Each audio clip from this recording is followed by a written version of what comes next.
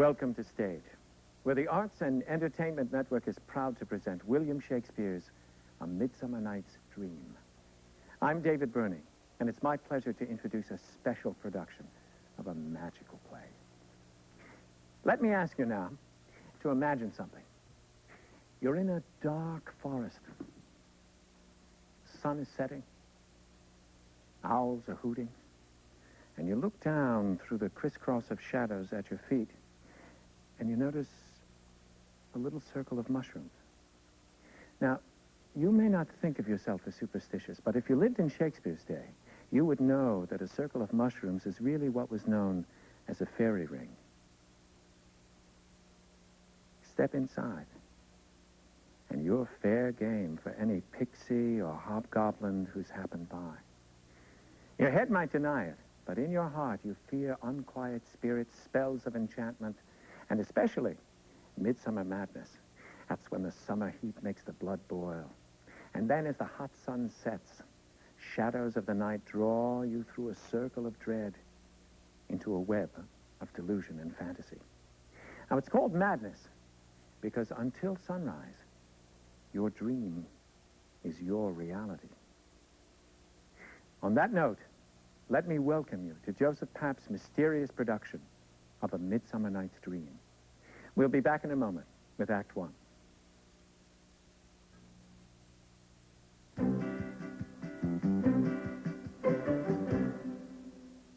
As I said before, this production of A Midsummer Night's Dream is special.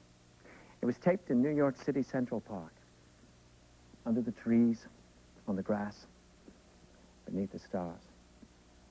Now, you'll see William Hurt as Oberon. Mr. Hurt is the star of films such as Body Heat and Altered States and The Big Chill. And he leads a cast of spirited young actors. They have a rousing good time, showing us that Shakespeare isn't just someone to quote an English class. He's funny, and he's sexy, and he's contemporary. It's time now to begin Act One.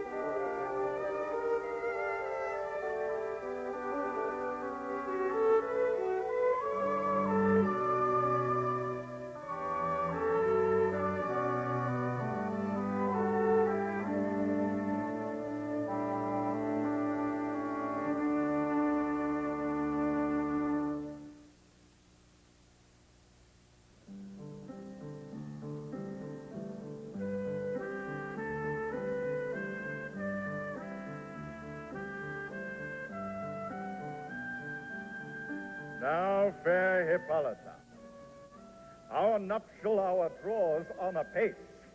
4 happy days bring in another moon. But oh, methinks how slow this old moon waits. She lingers my desires like to a stepdame or a dowager long withering out a young man's revenues. 4 days will quickly steep themselves in night. 4 nights will quickly dream away the time. And then the moon, like to a silver bow new bent in heaven, shall behold the night of our solemnity. Go fill it straight. Stir up the Athenian youth to merriments. Awake the pert and nimble spirit of mirth. Turn melancholy forth to funerals. The pale companion is not for our pomp.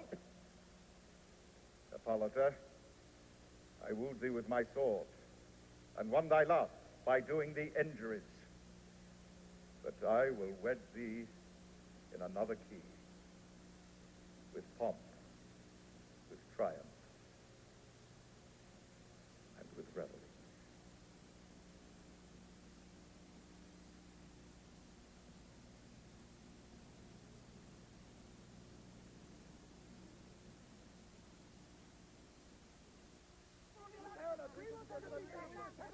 According to the Athenian law, I will not do it. Happy the Theseus, our renowned Duke. Thanks, good Aegeus. What's the news with thee? Full of vexation come I with complaint against my child, my daughter, Hermia. Stand forth, Demetrius, my noble lord. This man hath my consent to marry her. Stand forth, Lysander. And my gracious Duke, this man hath bewitched the bosom of my child. Thou, Lysander, thou hast given her rhymes and interchanged love tokens with my child. Thou hast by moonlight at her window sung with feigning voice verses of feigning love, and stolen the impression of her fantasy with bracelets of thy hair, rings, gauds, conceits, knacks, trifles, nosegays, sweetmeats, messengers of strong prevailment in unhardened youth.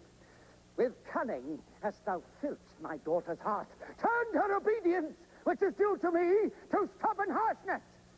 And, my gracious Duke, be it so, she will not here before your grace consent to marry with Demetrius. I beg the ancient privilege of Athens, as she is mine, I may dispose of her, which shall be either to this gentleman or to her death. According to our law, immediately provided in that case. What say you, Hermia? Be advised, fair maid. To you, your father should be as a god. One that composed your beauties, yea, and one to whom you are but as a form in wax by him imprinted, and within his power to leave the figure or disfigure it.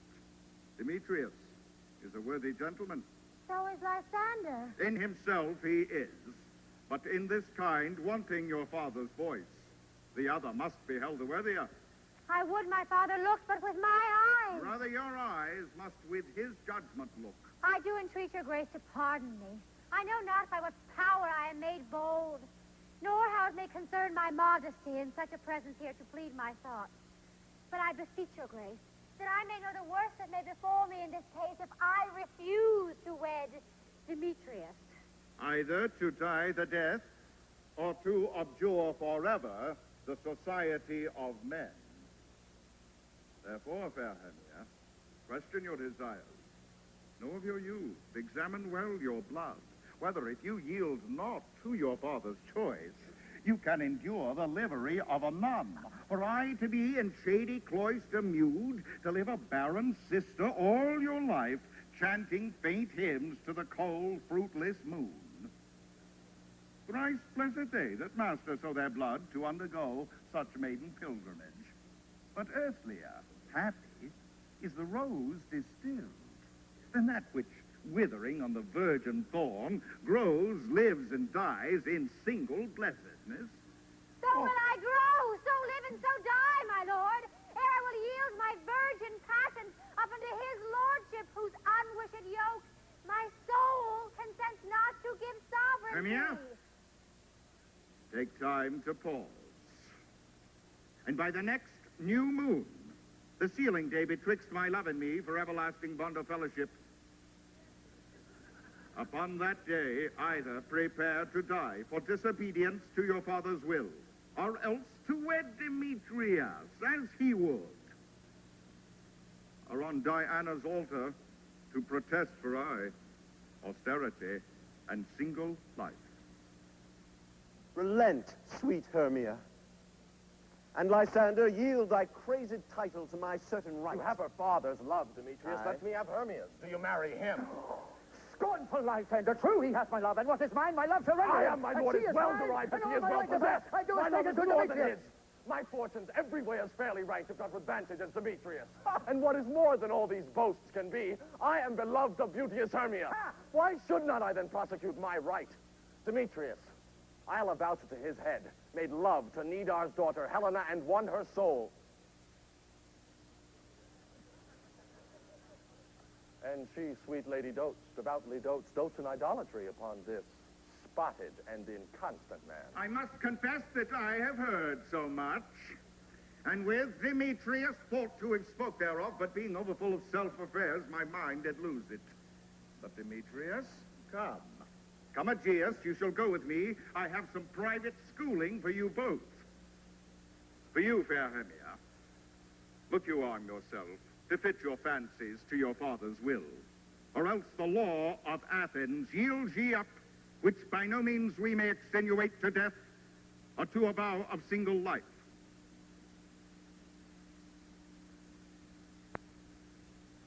Come, my Hippolyta. What cheer, my love? But Demetrius and Aegeus, go along. I must employ you in some business against our nuptial and confer with you of something nearly that concerns yourselves. With duty and desire, we follow you. How now, my love? Why is your cheek so pale? How chance the roses there do fade so fast? Than like for want of rain, which I could well beteem them from the tempest of my eyes. Ay, me. For aught that ever I could read, could ever hear by tale or history, the course of true love never did run smooth. But either it was different in blood, Oh, cross, too high to be enthralled to or low. else misgrasped in respect of years, Oh, spite, too old to be engaged to or else young. it stood upon the choice of friends. Oh, hell, to choose love by another's eyes. Or if there was a sympathy in choice, war, death, or sickness did lay siege to it, making it as momentary as a sound, as swift as a shadow, as short as a dream, as brief as the lightning in the collied night that in a spleen unfolds both heaven and earth. And ere a man hath power to say, behold, the jaws of darkness do devour it up. So quick, bright things come to confusion. If then true lovers have been ever crossed, it stands as an edict in destiny. So let us teach our trial patience, for it is a customary cross, as due to love as thoughts and dreams and sighs. Wishes and tears, poor fancy's followers. A good persuasion. Therefore hear me, Hermia. I have a widow aunt, a dowager of great revenue, and she hath no child. From Athens is her house remote 7 leagues, and she respects me as her only son. There, gentle Hermia, may I marry thee. And to that place the sharp Athenian law cannot pursue us. If thou lovest me then, steal forth thy father's house tomorrow night, and in the wood, a league without the town, where I did meet thee once, with Helena to do observance to a morn of May.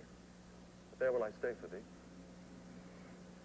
My good Lysander, I swear to thee by Cupid's strongest bow, by his best arrow with the golden head, by the simplicity of Venus' doves, by that which knitteth souls and prospers loves, and by that fire that burned the Carthage queen when the false Troyan under sail was seen, by all the vows that ever men have broke, in number more than ever women spoke. In that same place thou hast appointed me, tomorrow truly will I meet with thee. Keep promise, love. Look, here comes Helena. Godspeed, fair Helena. Whither away? Call you me fair? That fair again unsay. Demetrius loves your fair. Oh, happy fair. Your eyes are lodestars, and your tongue sweeter, more tunable than lark to shepherd's ear when wheat is green, when hawthorn buds appear. Sickness is catching. Oh, a favor so yours would I catch, fair Hermia, ere I go. My ear should catch your voice, my eye your eye. My tongue should catch your tongue, sweet melody. Were the world mine, Demetrius being baited, the rest I'd give to be to you translated. Oh, teach me how you look. And with what art you sway the motion of Demetrius' heart. I frown upon him, yet he loves me still. Oh, that your frowns would teach my smile such skill. I give him curses, yet he gives me love. Oh, that my prayers could such affection move. The more I hate, the more he follows me. The more I love, the more he hateth me.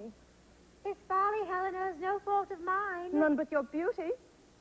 Would that fault were mine. Take comfort. He no more shall see my face. Lysander and myself will fly this place. Before the time I did Lysander see, seemed Athens as a paradise to me. Oh, then, what grace is in my love do dwell, that he hath turned a heaven unto a hell. Helena, to you our minds we will unfold. Tomorrow night, when Phoebe doth behold her silver visage in the watery glass, decking with liquid pearls the bladed grass, a time that lovers' flights doth still conceal. Through Athens' gates have we devised to steal. And in the wood, where often you and I upon faint primrose beds were wont to lie, emptying our bosoms of their counsel sweet. There my Lysander and myself shall meet, and thence from Athens turn away our eyes, to seek new friends and stranger companies. Farewell, sweet playfellow. Pray thou for us, and good luck grant thee thy Demetrius.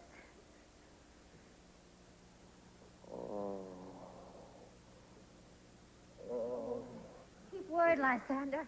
We must starve our sight from lovers' food till morrow deep midnight. I will, fair Hermia. Helena, adieu. As you on him, Demetrius, dote on you. How happy some or other some can be. Through Athens, I am thought as fair as she. But what of that? Demetrius thinks not so. He will not know what all but he do know. And as he errs, doting on Hermia's eyes, so I, admiring of his qualities, things base and vile, holding no quantity, love can transpose to form and dignity. Love looks not with the eyes, but with the mind. And therefore is winged Cupid painted blind. Nor hath love's mind of any judgment taste, wings and no eyes figure, unheedy haste. And therefore is love said to be a child, because in choice he is so oft beguiled, as waggish boys in game themselves forswear. So the boy love is perjured everywhere. For ere Demetrius looked on Hermia's eyne, he hailed down oaths that he was only mine. And when this hail some heat from Hermia felt, so he dissolved, and showers of old did melt. I will go tell him of fair Hermia's flight. Then to the wood will he tomorrow night pursue her, and for this intelligence, if I have thanks, it is a dear expense.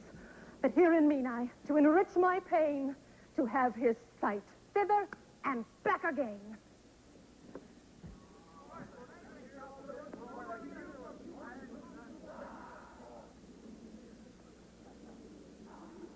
Now,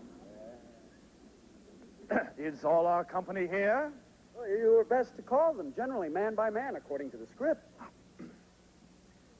Here is the scroll of every man's name thought fit through all Athens to play in our interlude before the Duke and the Duchess on his wedding day at night.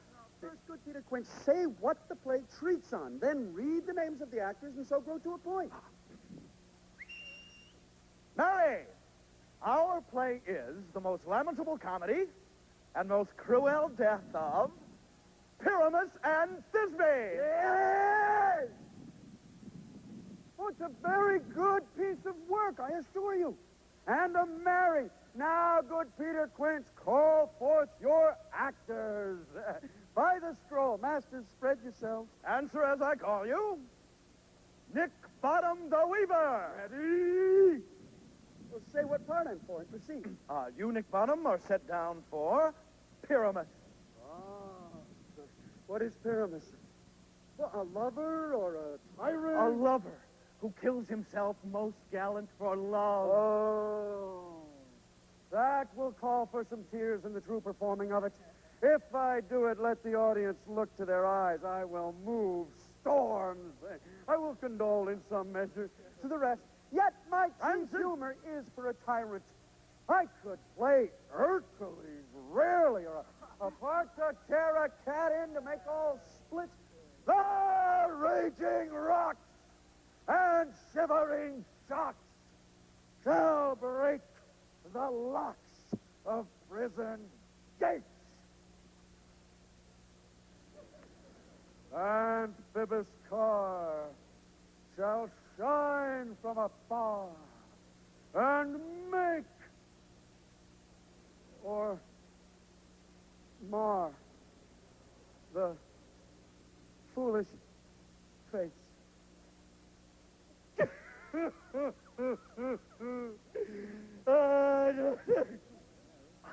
This was lofty.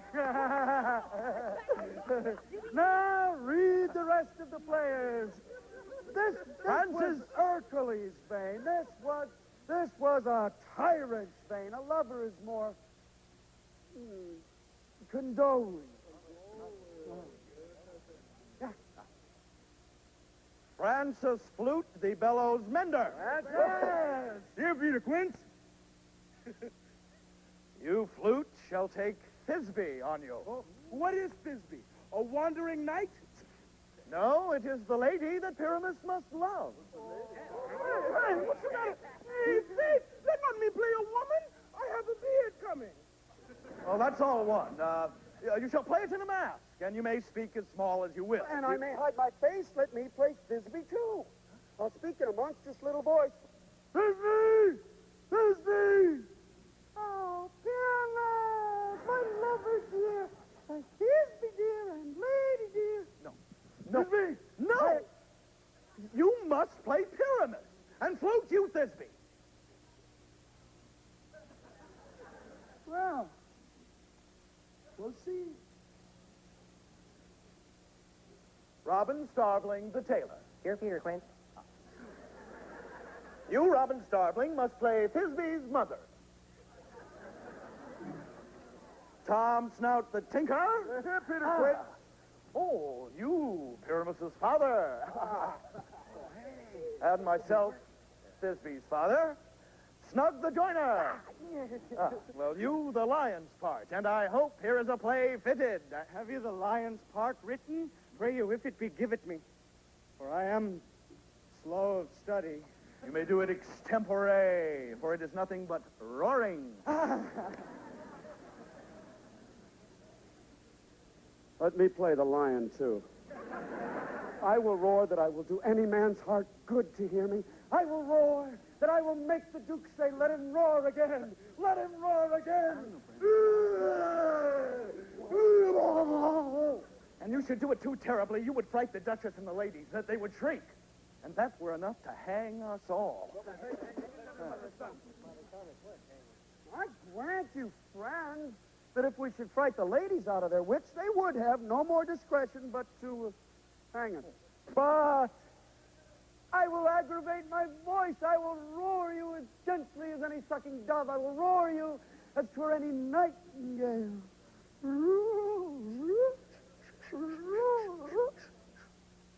You can play no part but Pyramus. For Pyramus is a sweet-faced man, a proper man, as one shall see in a summer's day, a most lovely, gentlemanlike man. Well, therefore, you must needs play Pyramus. Well, I will undertake it. Oh, what beard were I best to play it in? Why, what you will. I will discharge it in either your straw-colored beard, your orange tawny beard, your purple and grain beard, or your French crown-colored beard, your perfect yellow. Some of your French crowns have no hair at all, and then you will play it barefaced. But, masters, now here are your parts, and I entreat you, request you, and desire you to con them by tomorrow night. And meet me in the palace wood, about a mile without the town, by moonlight. Now there we will rehearse, for if we meet in the city, we shall be dogged with company, and our devices will be known. In the meantime, I will draw up a bill of properties, such as our play wants, and I pray you, fail me not. We will meet And there we may rehearse most obscenely and courageously. Take pains, be perfect. Adieu. At the Duke's Oak we meet. Enough. Hold. Or cut bowstrings. Hey!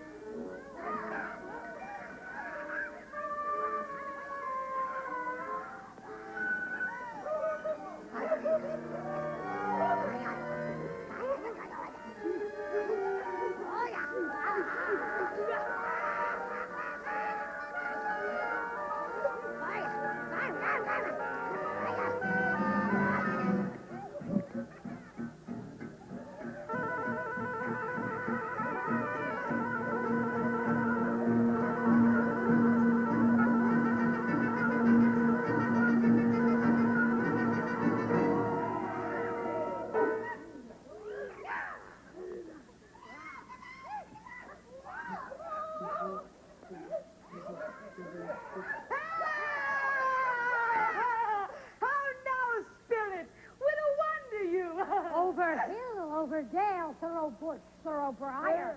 Over park, over pale, thorough flood, thorough fire. You wander everywhere, twisted in the moon's sphere, and I serve the fairy queen to do her orbs upon the green. The cowslip's tall, her pensioners be. In their gold coat spots you see, those be rubies, fairy favors. In those freckles live their savers. I must go seek some dewdrops here and hang a pearl in every cowslip's ear. Farewell, thou love of spirits, I'll be gone. Our queen and all her elves come here anon. The king doth keep his rebels here tonight. Oh, take heed, the queen come not within his sight, for Oberon is passing fell and wrath, because that she as her attendant hath a lovely boy, stolen from an Indian king. Oh, she never had so sweet a changeling. And jealous Oberon would have the child, knight of his train, to trace the forests wild. But she perforce withholds the loved boy, crowns him with flowers, and makes him all her joy. And now they never meet in grove or green, by fountain clear or spangled starlight sheen, but they do square that all their elves for fear creep into acorn cups and hide them there. Either I mistake your shape in making quite, or else you are that shrewd and knavish sprite called Robin Goodfellow. Or not you he that frights the maidens of the village? In milk and sometimes liver in the curd. Bliss makes the breathless housewife turn, and sometimes makes the drinks to bear no barm. Mislead night wanderers, laughing at their harm. Those that have goblin call you, and sweet fuck, you do their work, and they shall have good luck. Oh, not you he. Oh, thou speakest aright. I am that merry wanderer of the night.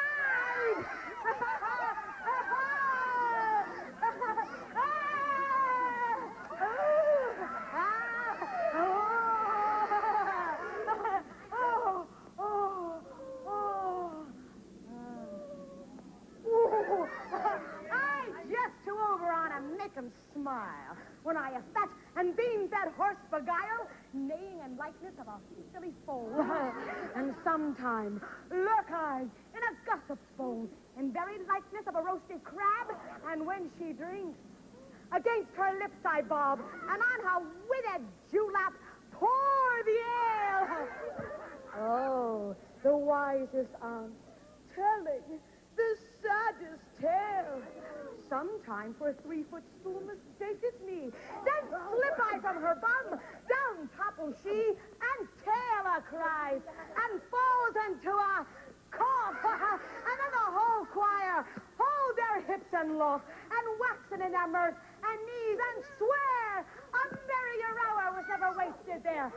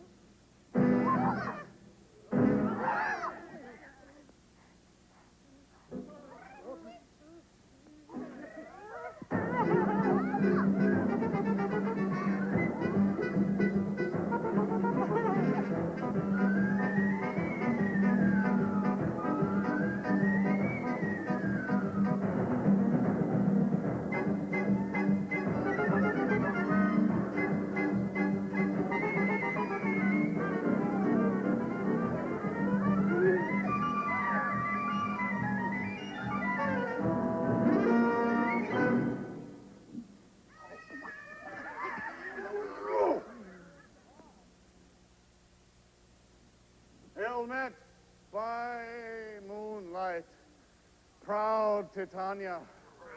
What jealous Oberon! Fairy skip hence! I have forsworn his bed and company. Tarry, rash wanton, am not I thy lord? Then I must be thy lady. But I know when thou hast stolen away from fairyland, and in the shape of Corin sat all day, playing on pipes of corn and versing love to amorous Phillida. Why art thou here? Come from the farthest steep of India, but that forsooth the bouncing Amazon, your buskinned mistress and your warrior love, to Theseus must be wedded, and you come to give their bed joy and prosperity. Oh, canst thou thus, for shame, Titania, glance at my credit with Hippolyta, knowing I know thy love to Theseus, didst thou not lead him through the glimmering night from Perigenia, whom he ravisheth, and make him with fair Eglis break his faith with Ariadne and Antiope? These are the forgeries of jealousy. And never since the middle summer spring met we on hill, in dale, forest or mead, by paved fountain or by rushy brook, or in the beached margent of the sea, to dance our ringlets to the whistling wind. But with thy brawl thou hast disturbed our sport. Therefore, the winds, piping to us in vain, as in revenge have sucked up from the sea contagious fogs, which falling in the land hath every pelting river made so proud that they have overborne their continent. The ox hath therefore stretched his yoke in vain. The plowman lost his sweat, and the green corn hath rotted ere his youth attained a beard. The fold stands empty in the drowned field, and crows are fatted with the murrian flock. The 9 men's Morris is filled up with mud, and the quaint mazes in the wanton green for lack of tread are undistinguishable. The human mortals want their winter cheer. No night is now with hymn or carol blessed. Therefore the moon, the governess of floods, pale in her anger, washes all the air, that rheumatic diseases do abound. And through this distemperature we see the seasons alter. Hoary-headed frosts fall in the fresh lap of the crimson rose, and on old Hyam spin an icy crown. An odorous chaplet of sweet summer buds is, as in mockery set, the spring, the summer, the childing autumn, angry winter change their wonted liveries, and the mazed world, by their increase, now knows not which is which. And this same progeny of evils comes from our debate, from our dissension. We are their parents and original. Do you amend it then? It lies in you. Why should Titania cross her Oberon? I do but beg a little changeling boy to be my henchman. Set your heart at rest. The fairy land buys not the child of me. His mother was a votress of my order. And in the spiced Indian air, by night, full often has she gossiped by my side, and sat with me on Neptune's yellow sands, marking the embarked traders on the flood, when we have laughed to see the sails conceive and grow big-bellied with the wanton wind, which she, with pretty and with swimming gait following, her womb then rich with my young squire, would imitate and sail upon the land to fetch me trifles and return again as from a voyage rich with merchandise. But she, being mortal of this boy, did die. And for her sake do I rear up her boy. And for her sake I will not part with him.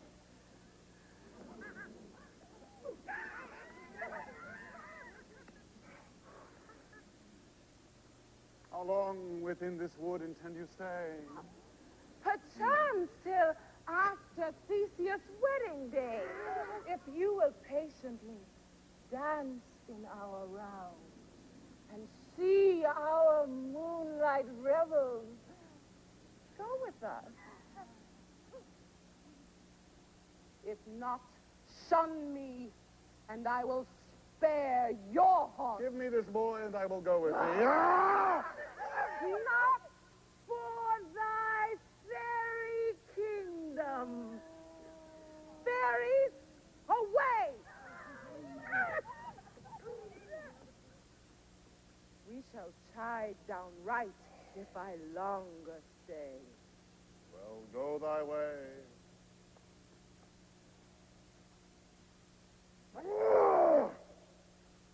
Thou shalt not from this grove till I torment thee for this injury, my gentle Puck. Come hither.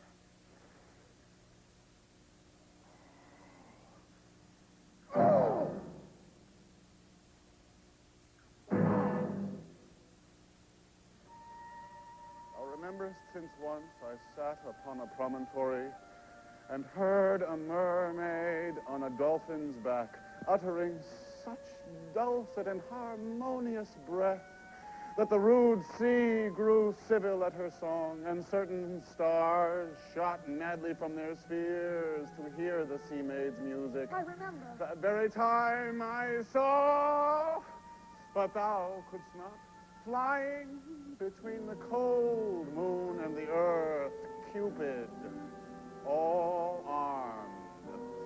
A certain aim he took at a fair vestal throned by the west, and loosed his love shaft smartly from his bow as it should pierce 100,000 hearts.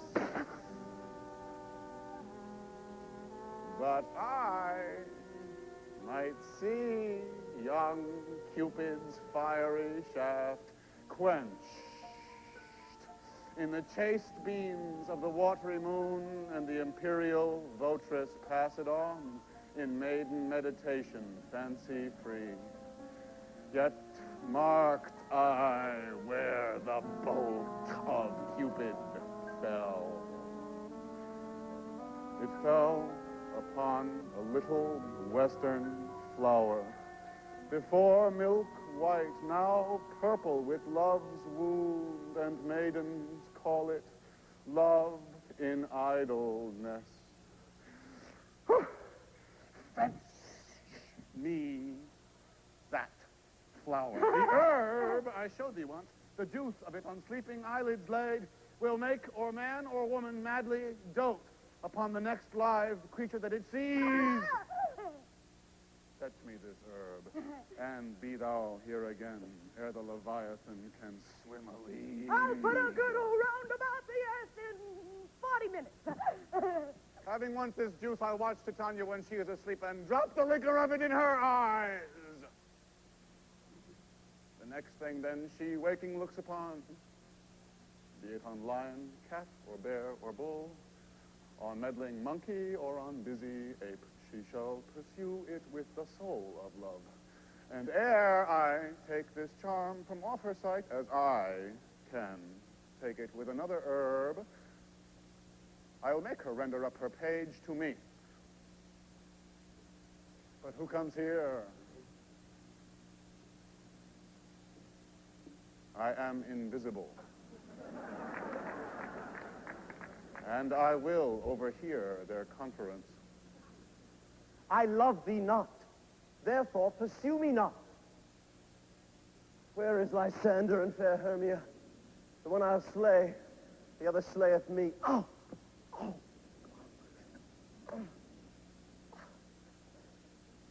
Thou toldst me they were stolen unto this wood, and here am I, and wood within this wood, because I cannot meet my Hermia.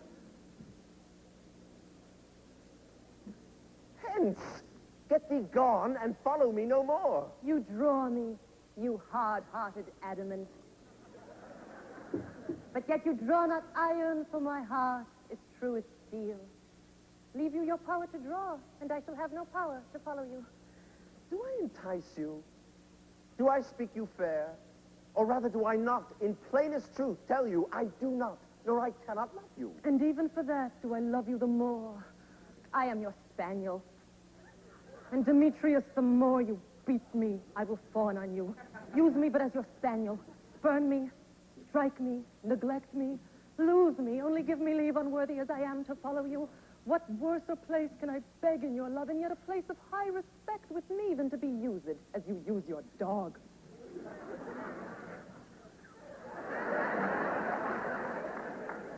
Tempt not too much the hatred of my spirit, for I am sick when I do look on thee. And I am sick when I look not on you. You do impeach your modesty too much, to leave the city and commit yourself into the hands of one that loves you not. To trust the opportunity of night and the ill counsel of a desert place with the rich worth of your virginity. Your virtue is my privilege. For that it is not night when I do see your face. Therefore I think I'm not in the night. Nor doth this wood lack worlds of company, for you in my respect are all of the world. Then how can it be said I am alone, when all the world is here to look on me? I'll run from thee and hide me in the brakes and leave thee to the mercy of wild beasts. The wildest has not such a heart as you. Run when you will, the story shall be changed. Apollo flies and Daphne holds the chase. The dove pursues the griffin. The mild hind makes speed to catch the tiger. Bootless speed when cowardice pursues and valor flies. I will not stay thy questions. Let me go.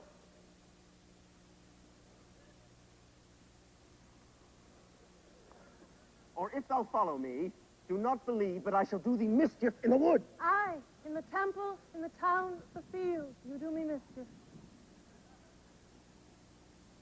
Bye, Demetrius. You're wrong to set a scandal on my sex. We cannot fight for love as men may do. We should be wooed, and we're not made to woo.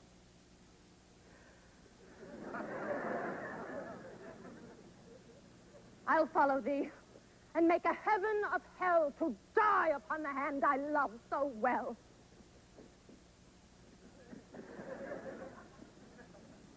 Farewell, nymph. Ere he do leave this grove, thou shalt fly him, and he shall seek thy love.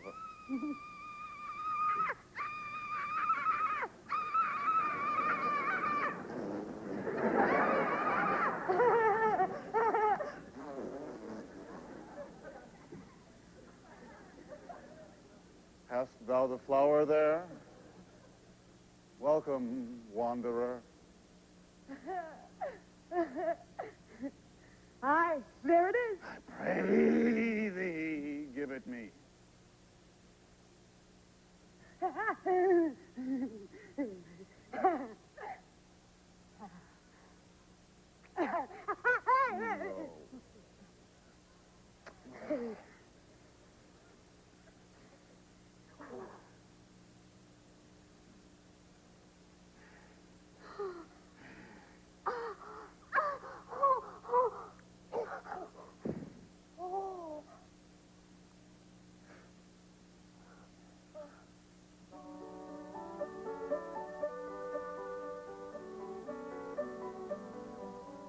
I know a bank where the wild thyme blows, where oxlips and the nodding violet grows, quite over-canopied with luscious woodbine, with sweet musk roses and with eglantine. There sleeps Titania sometime of the night, lulled in these flowers with dances and delight. And there the snake throws her enameled skin weed wide enough to wrap a fairy in. And with the juice of this, I'll streak her eyes and make her full of hateful fantasies. Take thou some of it, and seek through this grove. A sweet Athenian lady is in love with a disdainful youth. Anoint his eyes, but do it when the next thing he espies may be the lady. Thou shalt know the man by the Athenian garments he hath on. Effect it with some care, that he may prove more fond on her than she upon her love. And look thou, meet me ere the first cock crow. Fear not, my lord, your servant shall do so. Now a roundel and a fairy song. Then for the third part of a minute, hence some to kill tankers in the musk rosebuds, some war with rear mice for their leaven weave to make my small elves coat, and some keep back the clamorous owl that nightly hoots and wonders at our quaint spirit. Sing me now asleep, then to your offices, and let me rest.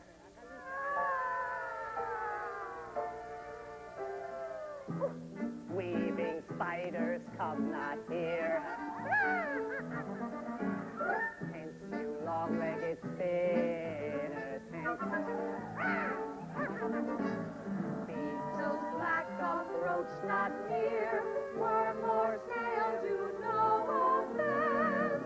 Fill air with melody, singing our sweet lullaby.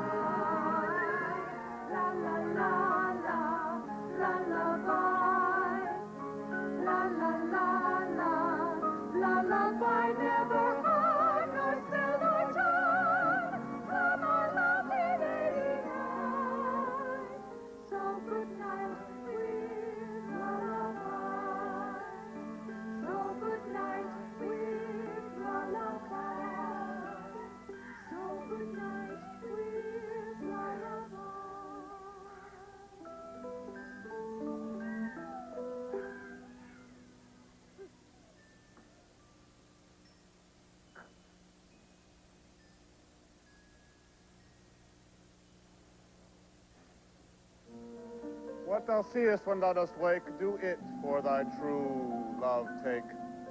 Love and languish for his sake. Be it ounce or cat or bear, pard or boar with bristled hair, in thy eye that shalt appear when thou wake, it is thy dear.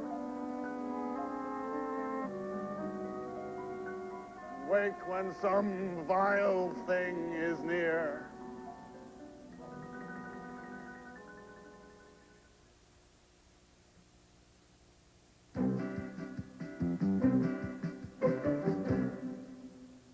In New York City, at the end of a sweltering summer day, the only pleasant place to be is probably somewhere else. But there is one oasis, Central Park. It can become its own kind of Midsummer Night's Dream to anyone who wants to enjoy theater under the stars. Since 1957, Joseph Pappas presented free Shakespeare in Central Park, providing not only a steady diet of classics, but also a testing ground for young actors at the beginning of their careers. For example, back in 1957, you could have seen Jerry Stiller and Anne Meara as the porter and the second witch in Macbeth. In 1960, James Earl Jones was the chief watchman in Romeo and Juliet. And how about Ed Asner as a duke in Henry V, or Richard Gere as Demetrius in the play you're seeing tonight? Take a look at some photographs by George Joseph of this theater's history. James Earl Jones as Othello. Julie Harris as Ophelia. Jerry Stiller and Raoul Julia in Two Gentlemen of Verona. George C. Scott in Richard III. And here's a young man. Well, I'll tell you more about him later. In this performance, I suggest you watch Christine Baranski, who plays Helena. Now, I've had the privilege of directing this extremely talented lady. See if you don't think she's someone to remember. Please join us after this for our second act of Shakespeare's A Midsummer Night's Dream. And now, more of A Midsummer Night's Dream as the course of true love gets lost in the woods.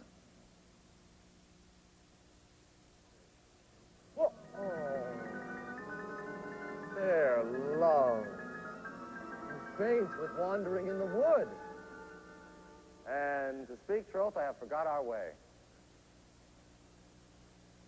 We'll rest us, Hermia, if you think it good, and tarry for the comfort of the day. Be it so, Lysander. Find you out of bed. For I upon this bank will rest my head. One turf shall serve as pillow for us both. One heart, one bed, two bosoms, and one troth. Nay. Good Lysander. For my sake, my dear. Lie further off yet. Do not lie so near. Oh. Take the sense, sweet, of my innocence. Huh? Love takes the meaning in love's conference. I mean that my heart unto yours is knit, so that but one heart we can make of it. Two bosoms interchained with an oath, so then two bosoms and a single troth. And by your side no bedroom need deny, for lying so, Hermia, I do not lie. Lysander riddles very prettily. Now, much beshrew my manners and my pride, if Hermia meant to say Lysander lied. But, gentle friend, for love and courtesy, lie further off in human modesty. Such separation as may well be said becomes a virtuous bachelor and a maid.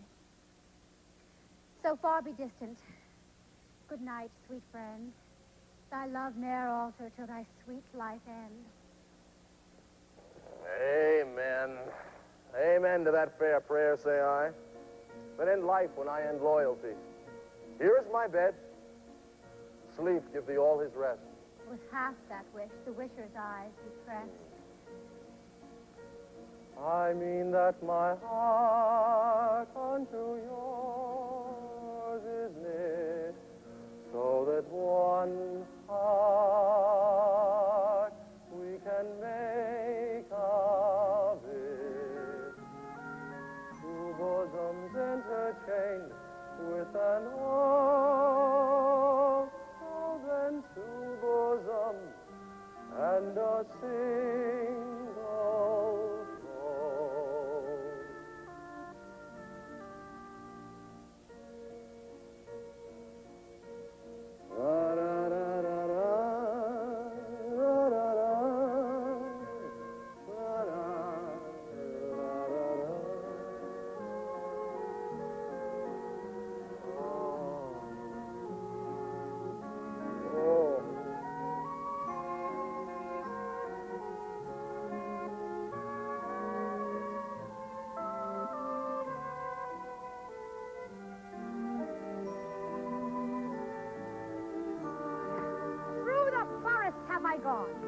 Athenian found I none on whose eyes I might approve this flower's force and stirring bloom. Night and silence, who is here? Ha! Weeds of basins he doth wear. Oh, this is he, my master said, despised the Athenian maid.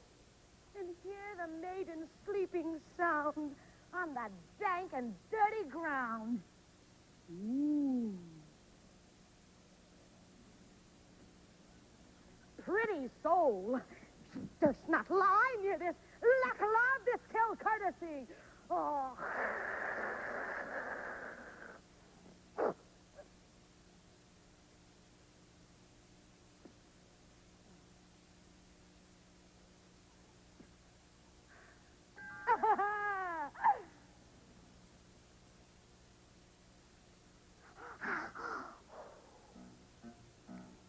Churl, upon thy eyes I throw, oh, the power this charm doth owe. When thou wakes, let love forbid, sleep his seat on thy eyelid. So awake when I am gone.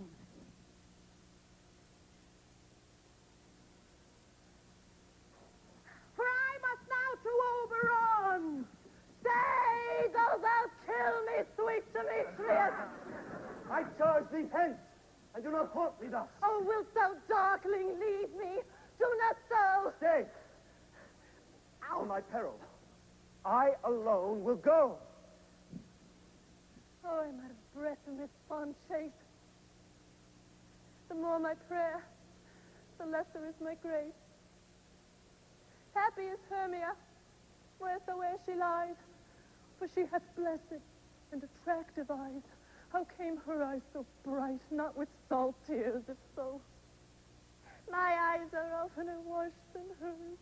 No, no, I'm as ugly as a bear. The beasts that meet me run away for fear. Therefore no marvel, though Demetrius do as a monster fly my presence thus. Oh. What wicked and dissembling glass of mine made me compare with Hermia's fiery eyes? Ah! But who is here? Lysander, on the ground, dead or asleep? I see no blood, no wound. Lysander, if you live, good sir, awake. And run through fire I will for thy sweet sake.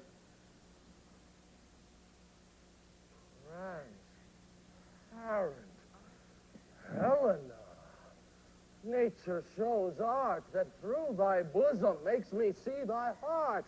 Where is Demetrius? How fit a word is that vile name to perish on my sword? Do not say so, Lysander. Say not so. What, though he love your Hermia? Lord, what so yet Hermia still loves you? Then be content. Content with Hermia? No! I do repent the tedious minutes I with her have spent. Not Hermia, but Helena I love. I will not change a raven for a dove. The will of man is by his reason swayed, and reason says you are the worthier maid. Things growing are not ripe until their season. So I, being young till now, ripe not to reason, oh, but touching now the point of human skill, reason becomes the marshal to my will, and leads me to your eyes, where I o'erlook love's stories written in love's richest book. Wherefore was I to this keen mockery born? When at your hands did I deserve this scorn? Is it not enough? Is it not enough, young man, that I did never, no, nor never can deserve a sweet look from Demetrius' eye, but you must flout my insufficiency. Good troth, you do me wrong. Good sooth, you do. In such disdainful manner, me to woo. But fare you well. Perforce I must confess, I thought you lord of more true gentleness.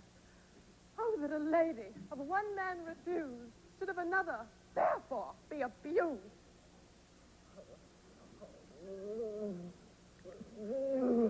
She sees not Hermia. Hermia.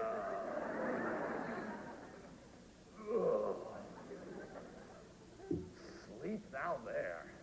And never mayest thou come, Lysander dear, for as a serpent of the sweetest things the deepest loathing to the stomach brings, or as the heresies that men do leave are hated most of those they did deceive, so thou, my serpent and my heresy, of all be hated but the most of me, and all my powers, address your love and might to honor Helen and to be her knight. Help me, Lysander! Help me! Do thy best to pluck this crawling serpent from my breast! Ay, me, for pity, what a dream was here! Methought a serpent at my heart away, and you sat smiling at his cruel prey, Lysander! What removed? Lysander! Lord! What out of hearing? Gone. No sound, no word. Alas, where are you? Speak! And if you hear, speak of our loves! I swoon almost with fear.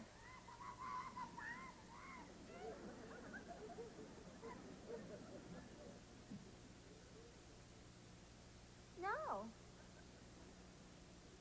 Then I well perceive you are not known. Either death or you I'll find immediately.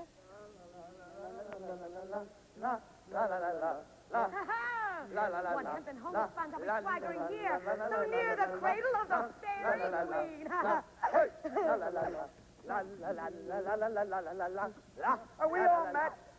Huh? Are we all met?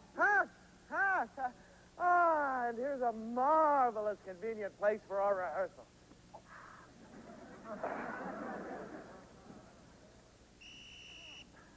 This green plot shall be our stage, this hawthorn brake our tiring house, and we will do it in action as we shall do it before the Duke. Peter Quince? What sayest thou, Bully Bottom? There are things in this comedy of Pyramus and Thisbe that will never please. Huh? Well, first, Pyramus must draw a sword to kill himself, which the ladies cannot abide. How answer you that? By our lake in a parlous fear. I believe we must leave the killing out when all is done. Not a whit. I have a device to make all well. Write me a prologue, and let the prologue seem to say that we will do no harm with our swords, and that Pyramus is not killed indeed, and for the more better assurance, tell them that I, Pyramus, am not Pyramus, but Bottom the Weaver. This will put them out of fear. We shall have such a prologue, and it shall be written in 8 and 6. No, make it 2 more. Make it in 8 and 8. Will not the ladies be afeard of the lion? No, I fear it, I promise you. Oh, masters, you ought to consider with yourselves to bring in, God shield us. A lion among ladies is a most dreadful thing, for there's not a more fearful wildfowl than your lion living. We ought to look to it. Therefore, another prologue must tell he is not a lion. Nay, you must name his name. And half his face must be seen through the lion's neck, and let him speak through, saying thus, or to the same effect. Ladies, or fair ladies, I would wish you, I would request you, I would entreat you, not to tremble, not to fear my life for yours. If you think I come hither as a lion, 'twere a pity of my life. No, I am no such thing. I am a man, as other men are. And they'll let him plainly name his name and tell him he is snug to join us. Well, it shall be so. But there is 2 hard things. Oh, that is, we must have moonlight in the chamber. For, as you know, Pyramus and Thisbe did meet by moonlight. Oh, does the moon shine that night we play our play? A calendar! Calendar, look in the almanac! Find out moonshine, find out moonshine. Look at the moonshine. Yes, it does shine that night. By then, we may leave a casement of the great chamber window where we play open, and the moon may shine in at the casement. Aye, or else one must come in with a bush of thorns and a lantern and say that he is to disfigure or to present the person of moonshine. But there's one other thing. Well, we must have a wall in the great chamber. For the story says Pyramus and Thisbe did talk through the chink of a wall. Well, you can never bring in a wall. What say you, Bottle? Some man or other must present wall, and let him have some plaster or some loam or some rough cast about him to dignify wall, and let him hold his fingers thus. And through that cranny shall Pyramus and Thisbe whisper. Thisbe! Pyramus! Thisbe!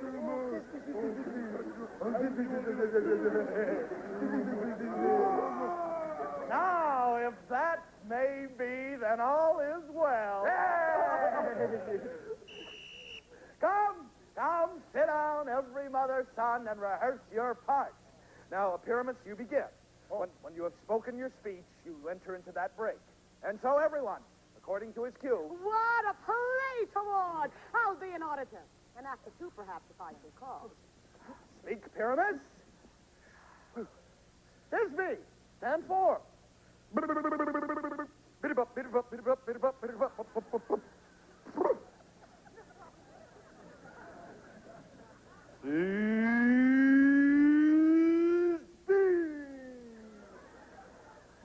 flowers of odious savors sweet. Odious. Odorous. Odorous. Odorous savors sweet. So hath thy breath, my dearest Thisbe dear. But hark, a voice. Stay thou but here a while, and by I will to thee appear. A stranger Pyramus, an airplay here. Must I speak now? Aye, marry, must you. For you must understand, he goes but to see a voice that he heard, and he is to come again. Pyramus, Thisbe, most radiant Pyramus, most lily white of hue, of color like the red rose on triumphant briar, most brisky, juvenile, and it most lovely, do and true and true and true.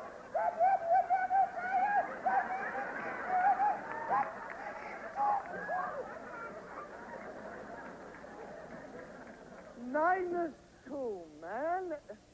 Now, you are not to say that yet. That you answer to Pyramus.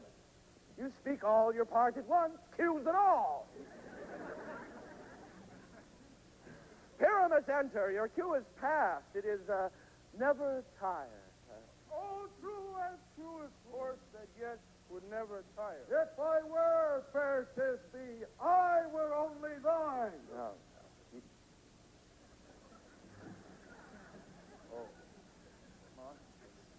Oh, strange, we are haunted. Pray, masters!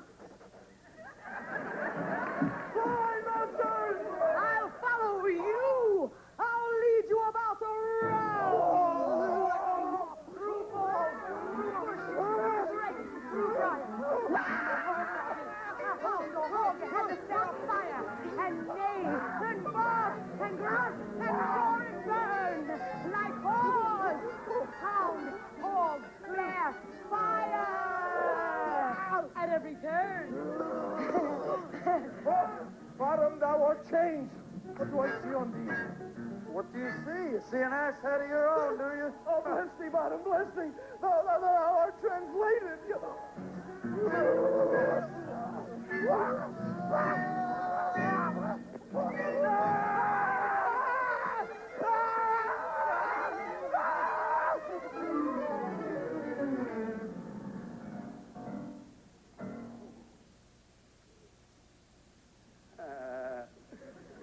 I see their knavery. This is to make an ass of me.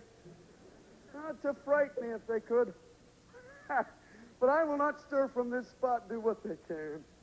I shall walk up and down here, and I shall sing that they shall hear I'm not afraid. The woozle cock so black of you, with orange tawny bill. so sweet, his note so true. The red with little quill. What angel wakes me from my flowery bed? The finch, the sparrow, and the lark, the plain song cuckoo gray, whose note full many a man doth mark, and dares not answer nay. I pray thee, gentle mortal, sing again. Mine ear is much enamored of thy note. So is mine eye enthralled to thy shape. And thy fair virtue's force, perforce, doth move me on the first view to say, to swear, I love thee. Methinks, mistress, you should have little reason for that.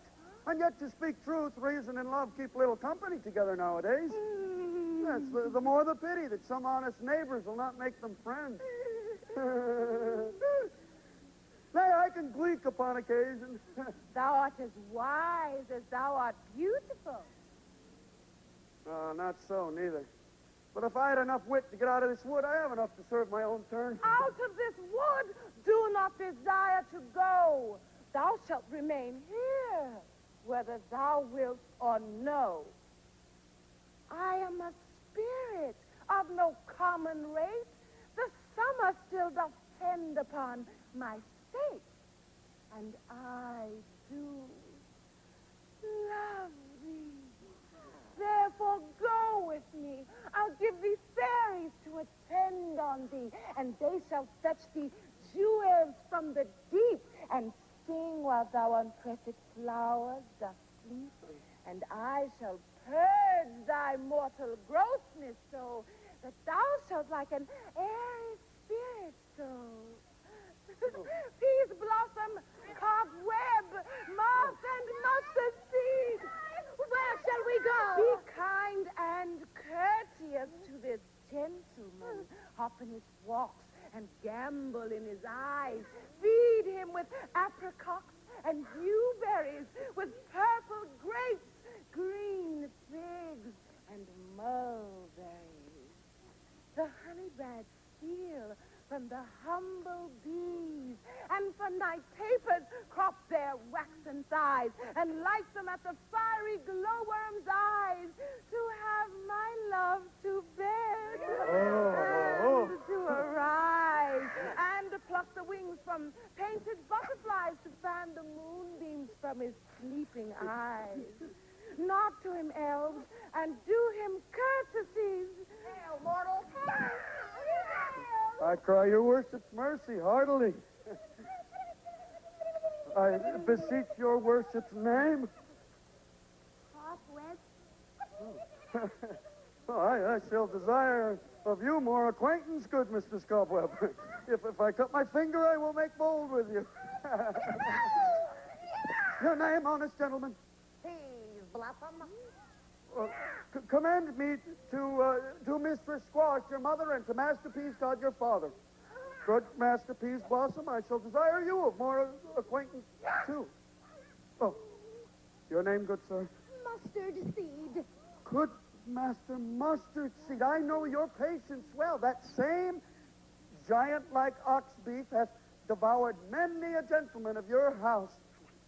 I promise you, your kindred hath made mine eyes water ere now. I shall desire you of more acquaintance, good Master Mustard Seed. Come, wait upon him. Lead him to my bower. The moon, methinks, looks with a watery eye, and when she weeps every little flower, lamenting some enforced chastity.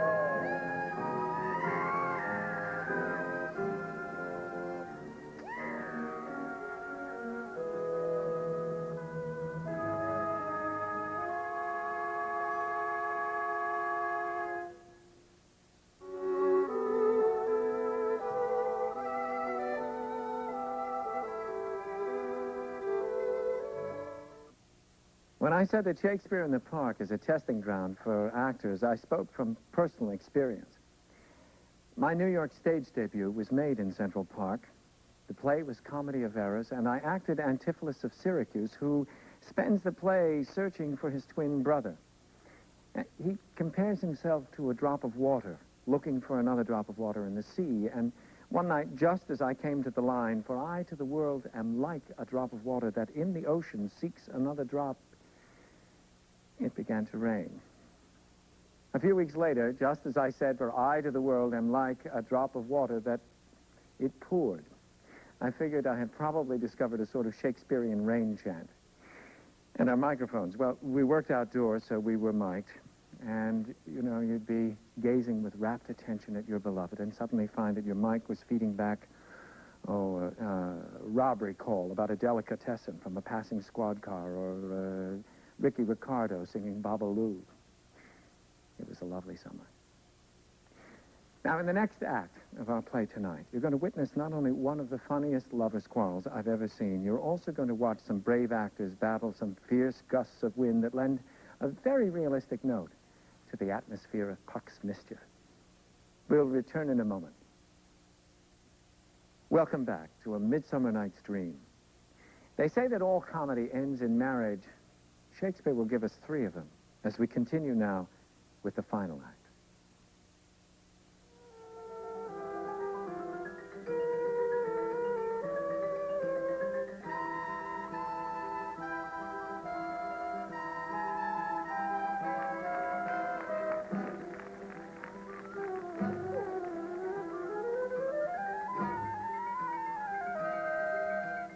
I wonder if Titania be awake. Then what it was that next came in her eye, which she must dote on in extremity. Here comes my messenger. How now, mad spirit? What night rules now about this haunted grove? My mistress, with a monster, is in love.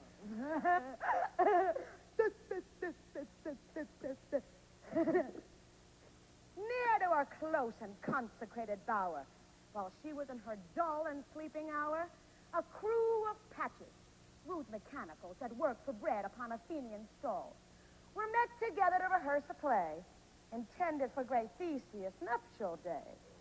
The shallowest, thick skin of that barren sort, who Pyramus presented in their sport, forsook his scene and entered in a break. When I did him at this advantage take, an ass's knoll, I fixed it on his head. And in that moment, so it came to pass, Titania waked, and straightway loved an ass.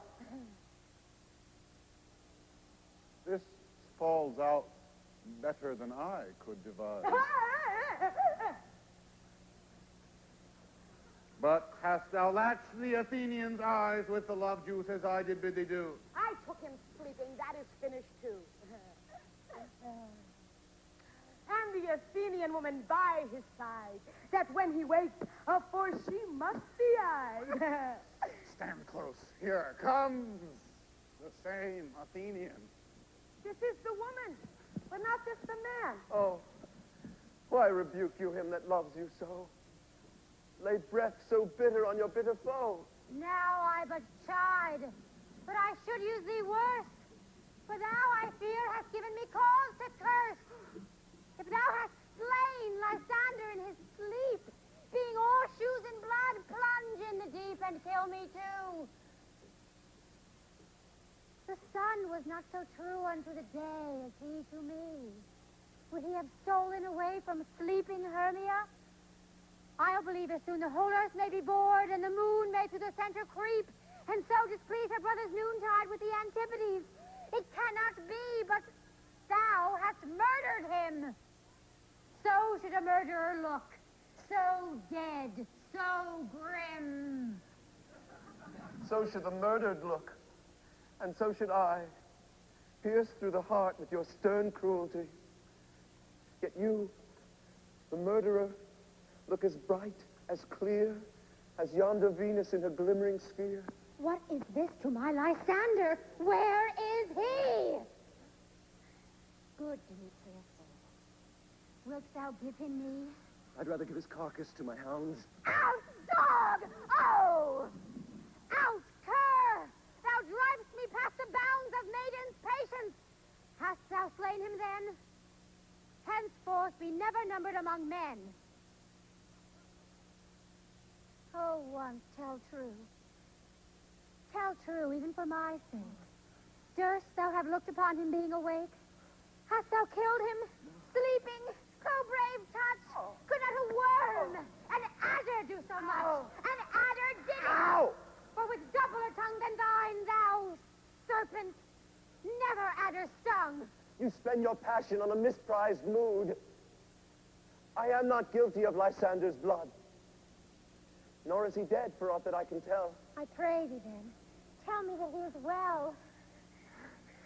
And if I could, what should I get therefore? A privilege.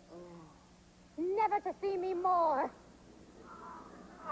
And from thy hated present part I so, see me no more, whether he be dead or no. There is no following her in this fierce vein.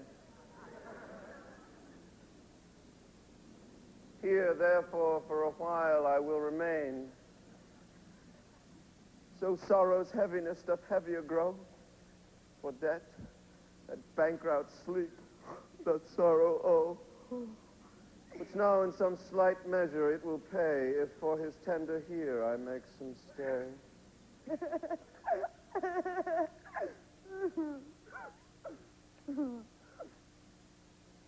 What hast thou done? Thou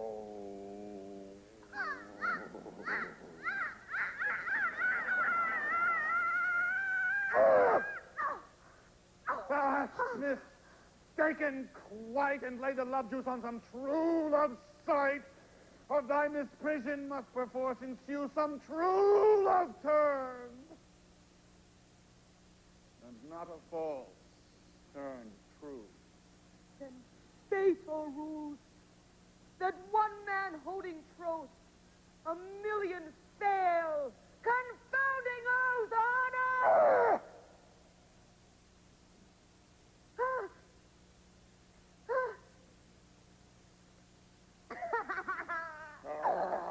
About the wood go swifter than the wind, and Helena of Athens look I'll find all fancy 6 years and pale of cheer, with sighs of love that costs the fresh blood dear. By some illusion see thou bring her here. I'll charm his eyes against she do appear. I go, look how I go, swifter than an arrow from the Tartar's bow.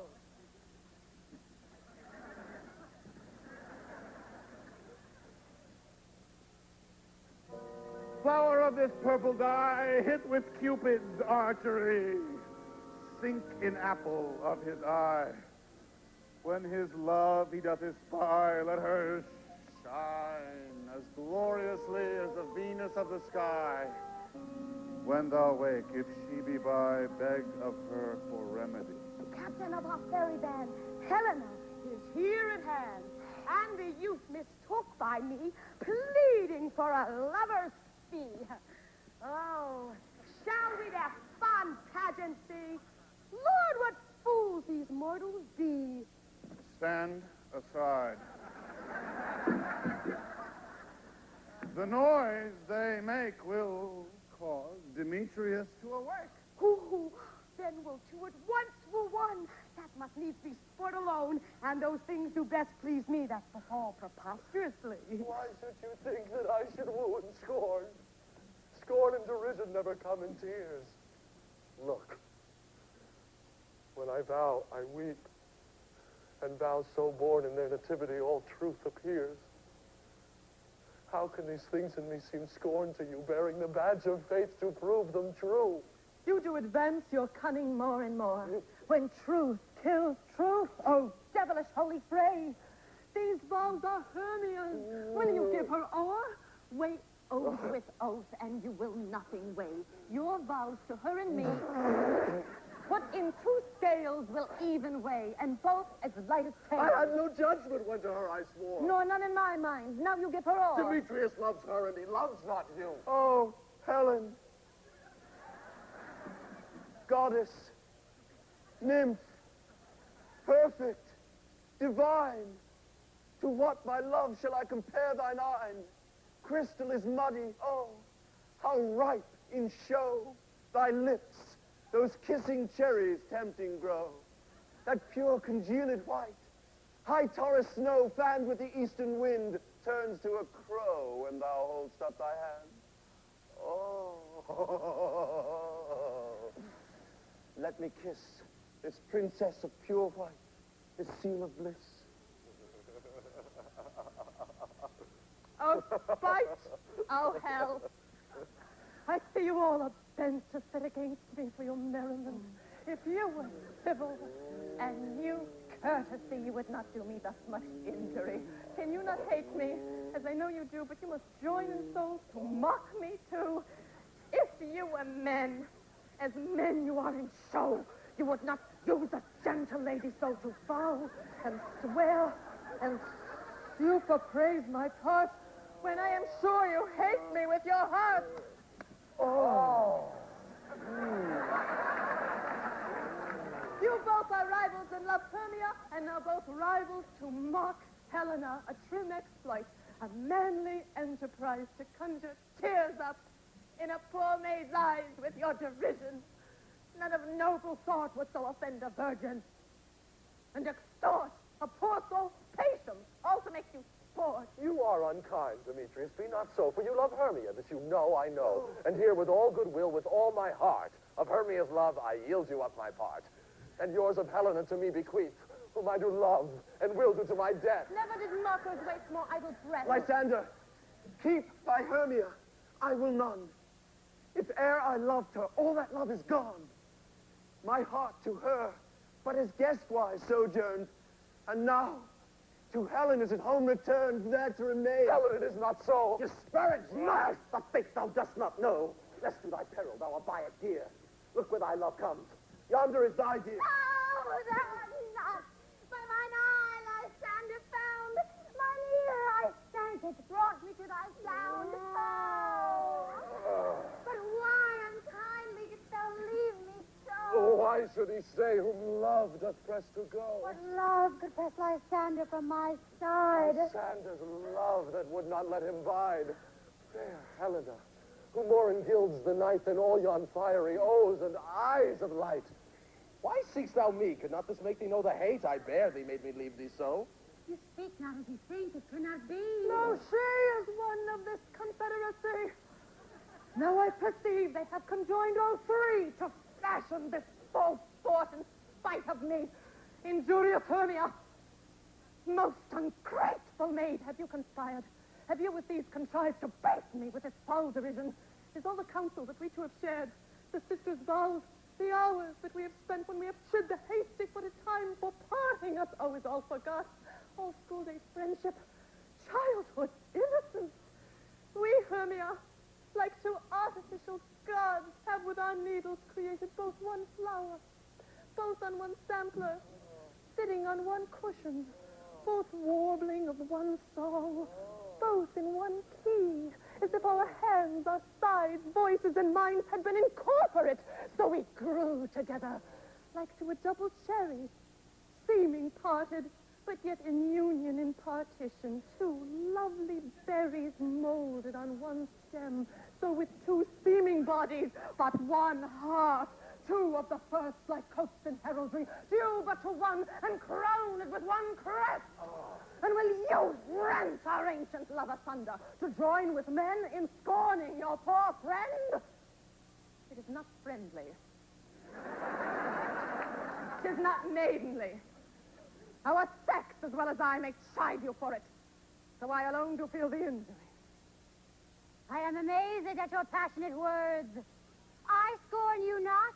It seems that you scorn me. Have you not set Lysander in scorn to follow me, and praise my eyes and face, and made your other love, Demetrius, who even but now did spurn me with his foot, to call me nymph, goddess, divine and rare, precious, celestial. He that so he hates.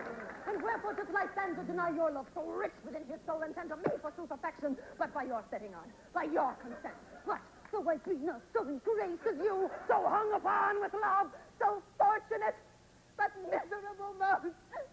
To love, unloved, this you should pity rather than despise. I understand not what you mean by this. I do. Persever. Counterfeit sad looks make mouths upon me when I turn my back, wink each at other, hold the sweet jest up. This sport well carried shall be chronicled.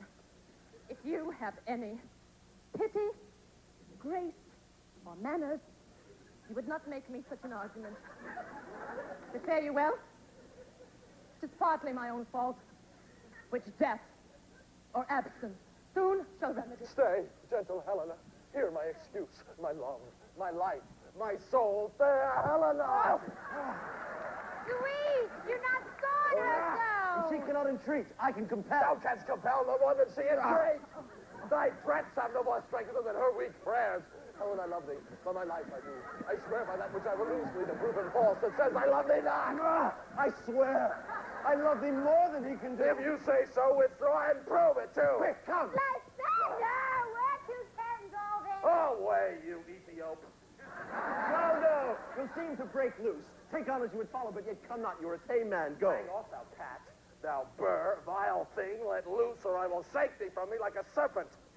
Why are you grown so rude?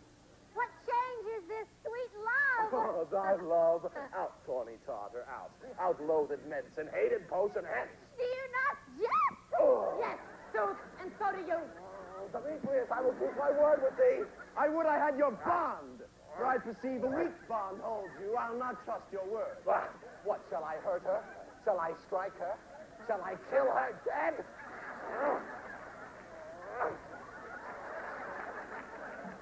Although I hate her, I'll not harm her so. What? Can you do me greater harm than hate? Hate me? Wherefore? What means my love? Am not I Hermia? Are not you Lysander? I am as fair now as I was erewhile. Since night you loved me. Yet since night you left me. Why then you left me? Oh, the gods forbid. In earnest, shall I say? Aye. By my life, and never to desire to see thee more. Therefore be out of hope, of question, of doubt. Be certain, nothing truer than I do hate thee. And love Helen. I know. You juggler. You canker blossom. You thief of love. What? Have you come by night? And stolen my love heart from him? Fine estate. Have you no modesty? No maiden shame, no touch of bashfulness. What? Will you tear impatient answers from my gentle tongue? Fie, you counterfeit, you puppet, you puppet. Why so? Ah, that's where goes the game. Now I perceive that she hath made compare between our statures. She hath urged her height, and with her personage, her tall personage, her height, forsooth, she hath prevailed with him. And are you grown so high in his esteem, because I am so dwarfish and so low? How low am I? Thou painted maypole. Speak, how low am I? I'm not yet so low, but that my nails can reach unto thine eyes. I pray you, though you must be gentle, and let her not hurt me. I was never cursed. I have no gift at all in shrewishness. I'm a right mate for my cowardice. Let her not strike me. You perhaps may think because she's something lower than myself, and I can match her. Hermia, do not be so bitter with me. I evermore did love you, Hermia, did ever keep your counsel, never wronged you, save that in love unto Demetrius, I told him of your stealth unto this wood. He followed you for love. I followed him, but he hath chid me, hence and threatened me to burn me, strike me, nay, to kill me, too. So now, you will let me quiet go to Athens. Will I bear my folly back and follow you no further? Let me go. You see how simple and how fond I am? Get thee gone! What is it that hinders you? A foolish heart that I leave here behind. What? With Lysander? With Demetrius. See on her face, she shall not harm thee, Helena. No, sir, she shall not, though you take her part. Oh, when she's angry, she's keen and shrewd. She was a vixen when she went to school. No, she be but little, she's fierce. Little again! Nothing but low and little. Why will you suffer her to flout me thus? Let me come to her! Get you gone! You dwarf! You minimus of hindering not grass made! You bead! You acorn! You are too officious in her behalf that scorns your services. Let her alone. Speak not of Helena. Take not her part. For if thou dost intend never so little show of love to her, thou shalt abide. Now she holds me not. Now follow if thou darest, to try who's right. Of thine or mine is most in Helena. Follow! Nay, I'll go with thee cheek by jowl. You, mistress. All this coil is long of you. Nay, go not back. I will not trust you. I no longer stay in your cursed company. Your hands and mine are quicker for a fray. My legs are longer, though, to run away. Oh, I am amazed. I know not what to say. This is thy negligence. Still thou mistakest, or else commits thy knaveries willfully. Oh, believe me, King of Shadows, I mistook. Did not you tell me I should know the man by the Athenian garments he had on? Ha! And so far blameless proves my enterprise, that I have anointed an Athenian's eyes. And so far am I glad at this so sort, as this our jangling I esteem a sport. Thou seest these lovers seek a place to fight. High, therefore, Robin, overcast the night. The starry welkin cover thou anon with drooping fog, as black as Acheron, and lead these testy rivals so astray, as one come not within another's way. Like to Lysander, sometime frame thy tongue, then stir Demetrius up with bitter wrong, and sometime rail thou like Demetrius, and from each other look thou lead them thus, till o'er their brows death, counterfeiting sleep, with leaden legs and batty wings does creep, then crush this herb into Lysander's eye, whose liquor hath this virtuous property, to take from thence all error with his might, and make his eyeballs roll with wonted sight. Up and down, I will lead them up and down. I am feared in field and town. Goblin, lead them up and down. Where art thou, pal Demetrius? Lysander, speak thou now. Here, villain, drawn and ready. Where art thou? I will be with thee straight. Follow me then to plainer ground. Lysander, speak again, thou runaway. Thou coward, art thou fled? Speak. It's a bush. Where dost thou hide thy head? Thou coward, art thou running to the stars, inside the bushes, and thou wilt reward the child, out with thee with a rod. Use the child to go to the sword. Yea, art thou there? Follow my voice. True Christ, man. He goes before me, and so bears me on. Till I come recall from the stars. Ho! Ho! Ho! Abide me if thou dare. For well I was, I went to the full shifting every place, and darest not stand or look in the face. Where art thou now? Come hither. I am Nay, then thou mockest me. Thou shalt buy this dear. Never I thy face by daylight see. Now go thy way.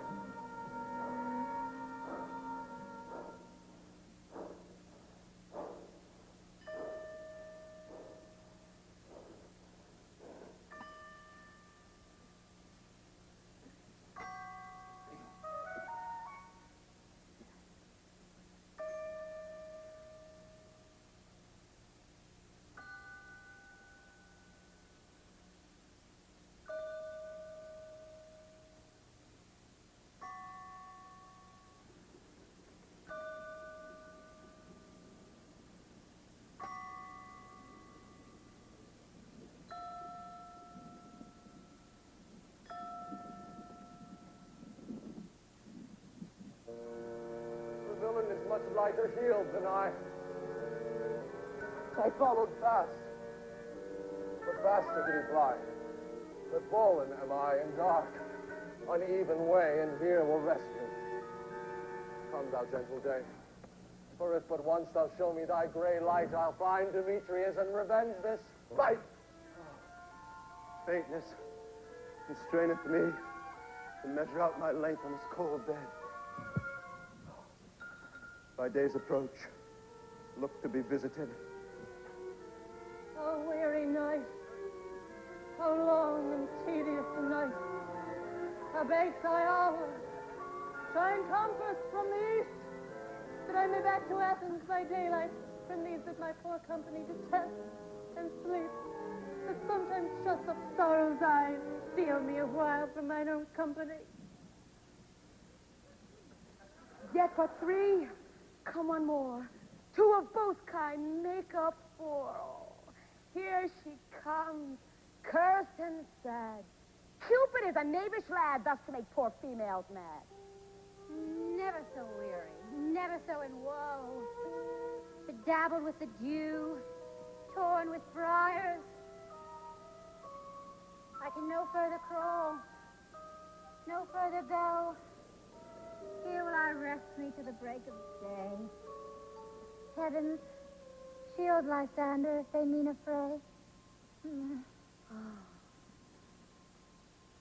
On the ground, sleep sound. I'll apply to your eye, gentle lover, remedy. When thou wakest, thou takest true delight in the sight of thy former lady's eye, and the country proverb known that every man should take his own, in your waking shall be shown. Jack shall have Jill, north shall go Will, the man shall have his mare again, and all shall be well. When they next wake, all this derision will seem a dream and fruitless vision. And back to Athens shall the lovers wend, with league whose date till death shall never end. Whiles I in this affair did thee employ, I've to my queen to beg her Indian boy.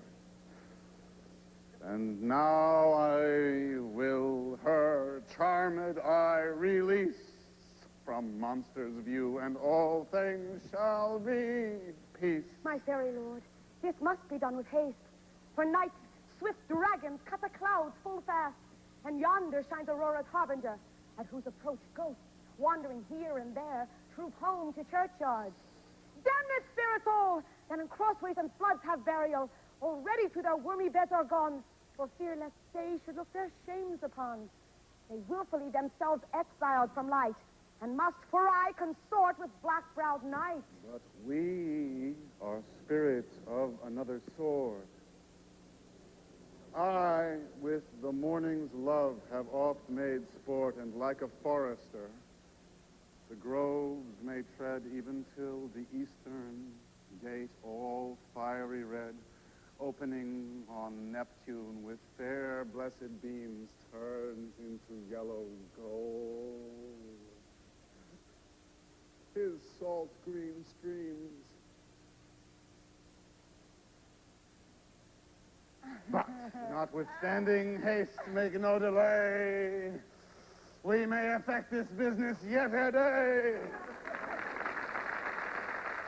Come, sit thee down upon this flowery bed, while I thy amiable cheeks do coy, and sick musk roses in thy sleek smooth head, and kiss thy fair large ears. My gentle joy. Where's Peas Blossom? Ready.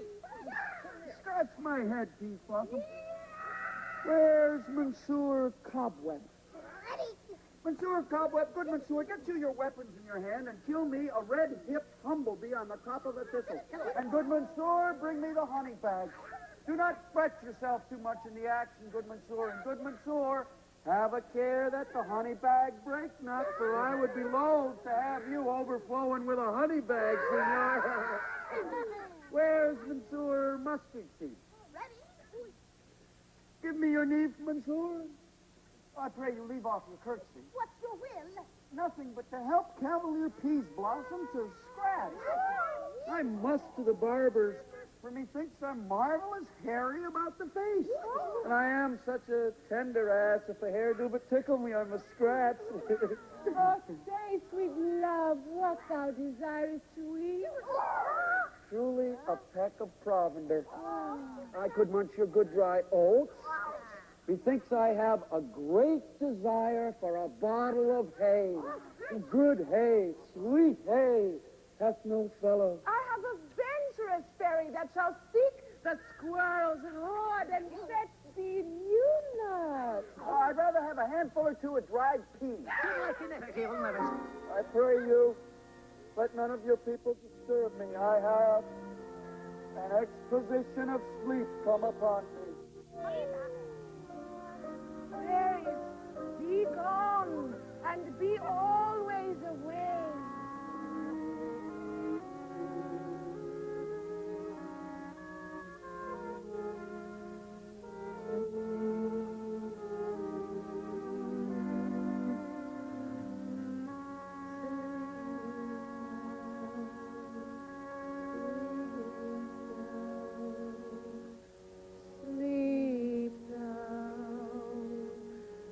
Sleep thou, and I will wind thee in my arms. So doth the woodbine the sweet honeysuckle gently, gently entwist. The female ivy so enringed the party fingers of the elm. Oh, how I love thee. How I dote on thee.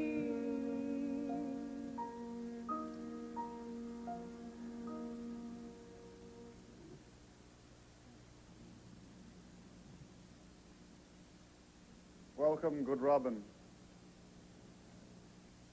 Seest thou this sweet sight? Her dotage now I do begin to pity. And now I have the boy, I will undo this hateful imperfection of her eyes. And gentle Puck, take this transformed scalp from off the head of this Athenian swain, that he, awakening when the others do, may all to Athens back again repair and think no more of this night's accidents, but as the fierce vexation of a dream. But first, I will release the fairy queen.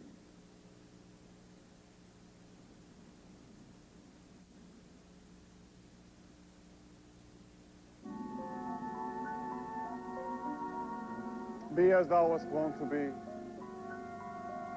See as thou wast wont to see. Dian's bud or Cupid's flower hath such force and blessed power. Now, my Titania, wake you, my sweet queen.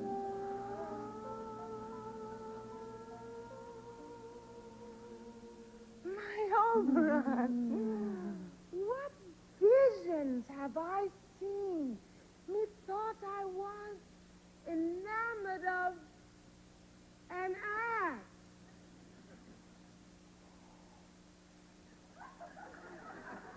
There lies your love. How came these things to pass? Oh, how mine eyes do loathe his visage now. Silence a while. Puck, take off this head. No. Titania, music call, and strike more dead than common sleep of all these five. The sense.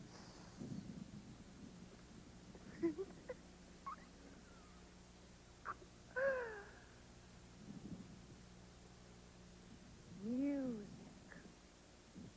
Oh, music.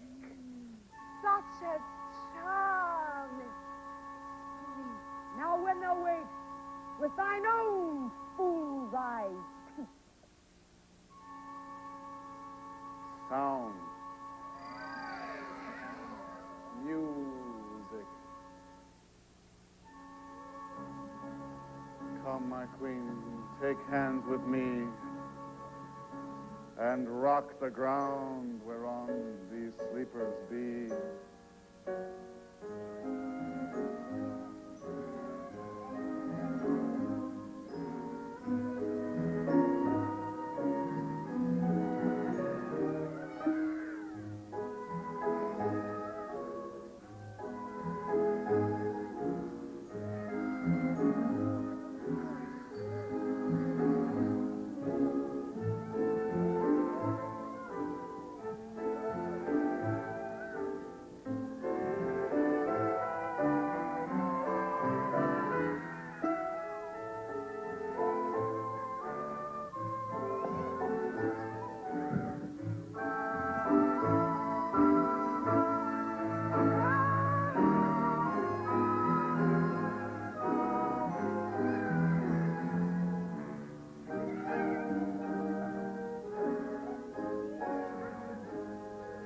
Now thou and I are new in amity, and will tomorrow midnight solemnly dance in Duke Theseus' house triumphantly.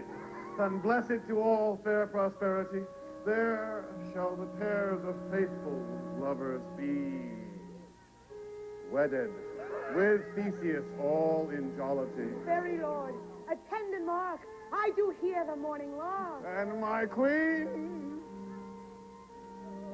in silence sad, trip we after night's shade.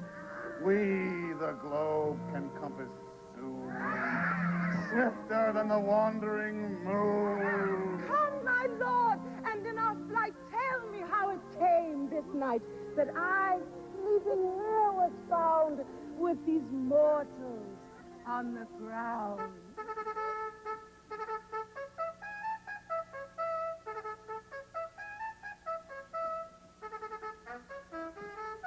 Go one of you and find out the forester. For now our observation is performed. And since we have the wayward of the day, my love shall hear the music of my house. Uncouple in the Western Valley. Let them go. Dispatch, I say, and find the forester. We will, fair queen, up to the mountain's top and mark the musical confusion of hounds and echo in conjunction. My lord, So, what names are these? this is my daughter here asleep. And this Lysander, this Demetrius is, and this Helena. Old Nidar's Helena. I wonder of their being here together. No doubt they rose up early to observe the rite of May. But speak a cheer. Is not this the day that Hermia should give answer of her choice? It is, my lord. Go bid the huntsman wake them with their horns.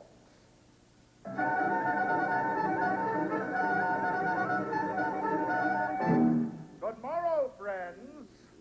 St. Valentine is past. Begin these wood birds but to couple now. Pardon, my lord. I pray you all stand up. I know you two are rival enemies.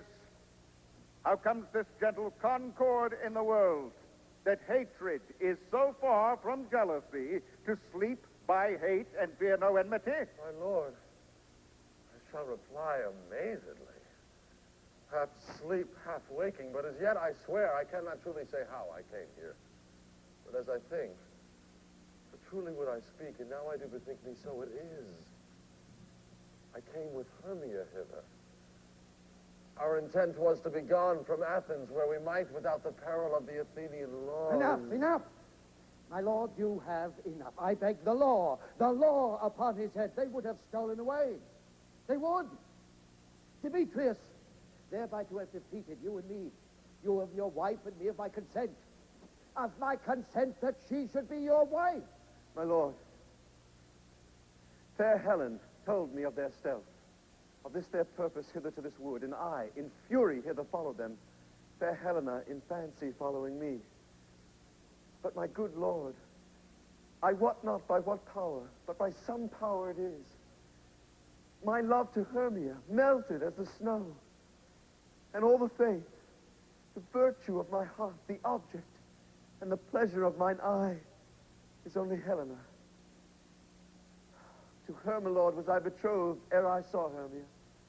But like a sickness did I loathe this food, but as in health come to my natural taste. Now I do wish it, love it, long for it, and will forevermore be true to it.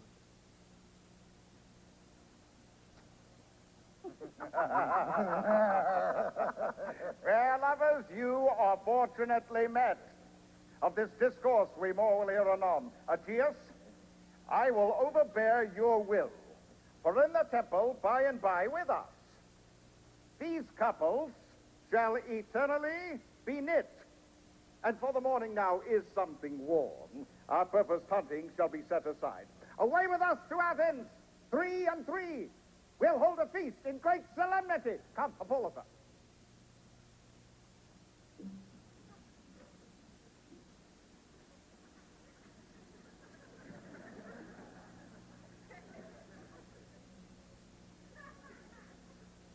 These things seem small and undistinguishable, like far-off mountains turned into clouds. Methinks I see these things with parted eye, when everything seems double. So methinks. And I have found Demetrius like a jewel, mine own, and not mine own. Are you sure that we are awake? Seems to me that yet we sleep, we dream. Do not you think the Duke was here and bid us follow him? Yea, and my father. And Hippolyta. And he did bid us follow to the temple. Why, then we are awake. Let's follow him. And by the way, let's recount our dreams.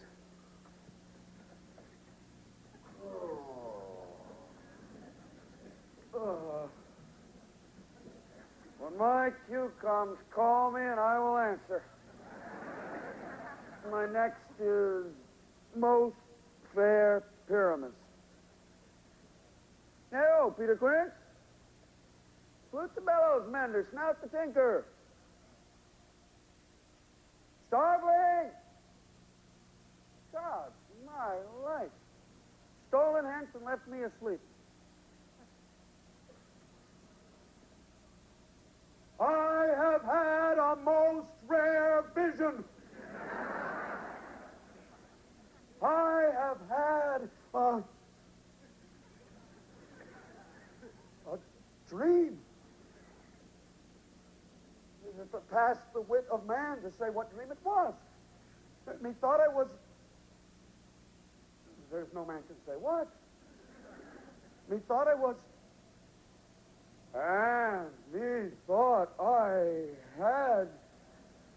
Oh. But man is but a patched fool if he will offer to say what methought I had. The eye of man hath not heard, the ear of man hath not seen, man's hand is not able to taste, his tongue to conceive, nor his heart to report what my dream was. I will have Peter Quince write a ballet of this dream, and it shall be called Bottom's Dream. So for it hath no bottom, and I shall sing it at the latter end of the play before the Duke. Oh, peradventure, to make it more gracious, I shall sing it at her death.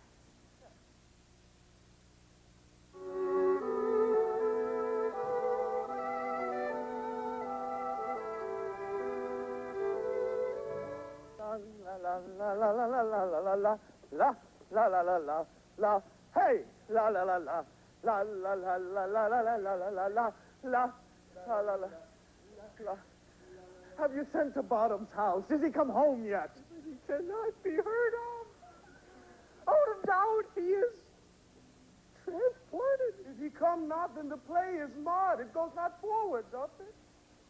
It is not possible.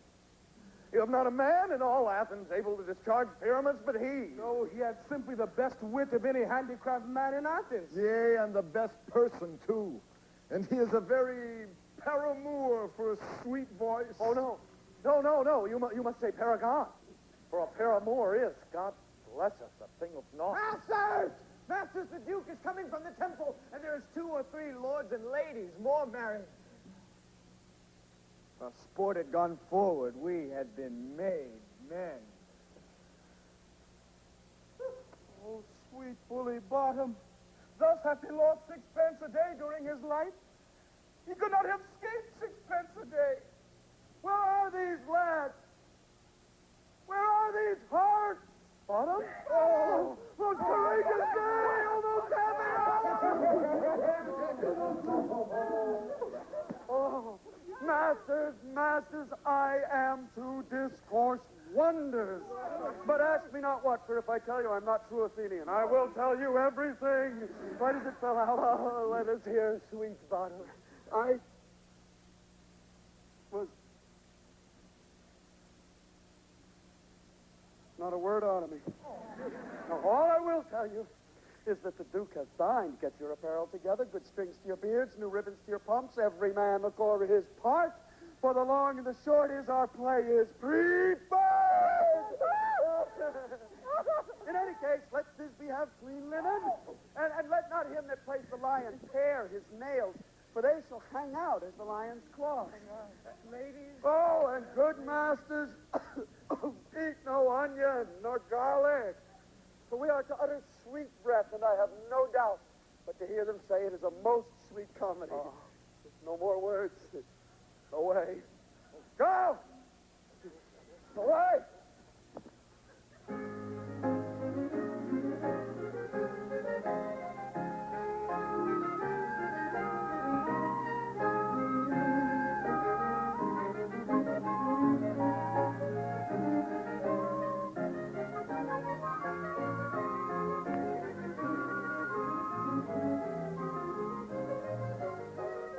Joy, gentle friends, joy and fresh days of love accompany your hearts. More than to us wait in your royal walks, your board, your bed.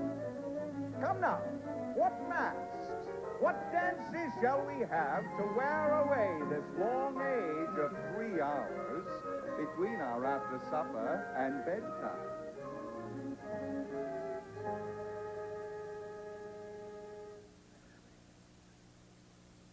Where is our usual manager of mirth? What revels are at hand? Is there no play to ease the anguish of a torturing hour? Call Philostrate! Here, mighty Theseus. Say, what abridgment have you for this evening? What masks? What music? How shall we beguile the lazy time, if not with some delight? There is a brief how many sports are ripe. Make choice of which your highness will see first.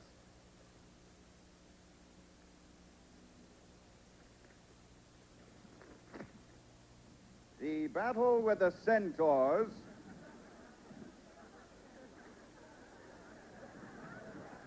The battle with the centaurs, to be sung by an Athenian eunuch to the harp. Well, none of that. The riot of the tipsy bacchanals tearing the Thracian singer in their rage. Now, that is an old device. It was played when I from Thebes last came a conqueror. The thrice 3 muses mourning for the death of learning, late deceased in beggary. Now that is some satire, keen and critical, not sorting with a nuptial ceremony. A tedious, brief scene of young Pyramus and his love Thisbe, very tragical mirth. Merry and tragical, tedious and brief. That is hot ice and wondrous strange snow. How shall we find the concord in this discord? play there is, my lord, some 10 words long, which is as brief as I have known a play, but by 10 words, my lord, it is too long, which makes it tedious. For in all the play there is not one word apt, one player fitted and tragical, my noble lord. It is for Pyramus therein doth kill himself, which, when I saw rehearsed, I must confess, made mine eyes water. But more merry tears the passion of loud laughter never shed. What are they that do play it? Hard-handed men that work in Athens here, which never labored in their minds till now, and now have toiled their unbreathed memories with this same play against your nuptial. And we will hear it. No, no, my noble lord, it is not for you. I have heard it over, and it is nothing in the world, unless one can take sport in their intense, extremely stretched, and conned with cruel pain to do your service. I will hear that play. But never anything can be amiss when simpleness and duty tender it. Go bring them in.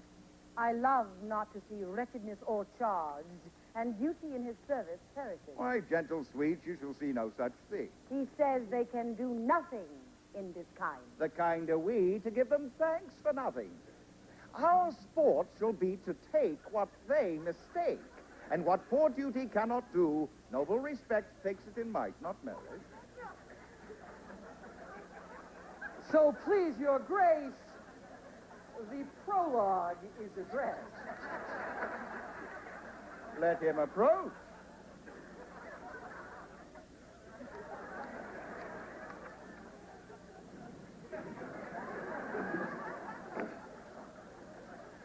If we offend, it is with our goodwill.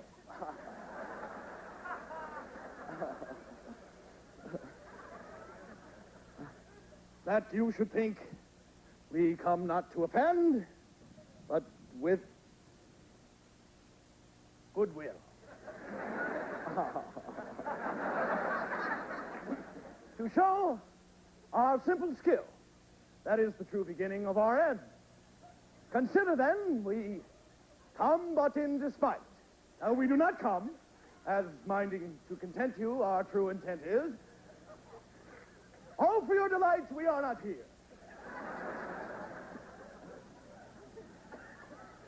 We are here. That you should here repent you, the actors are at hand, and by their show you shall know all that you are like to know. Yeah.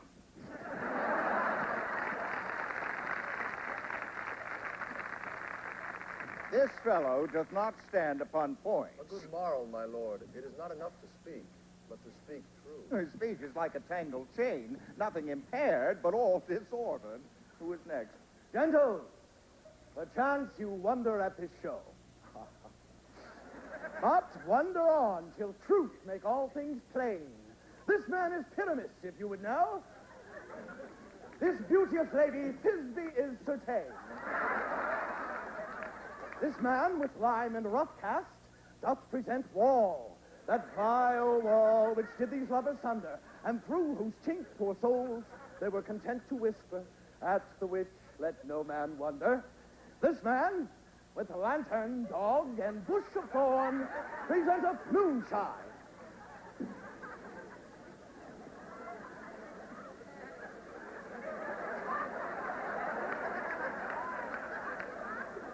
Or if you will knew, by moonshine did these lovers think no scorn to meet at Ninus' tomb, there to woo.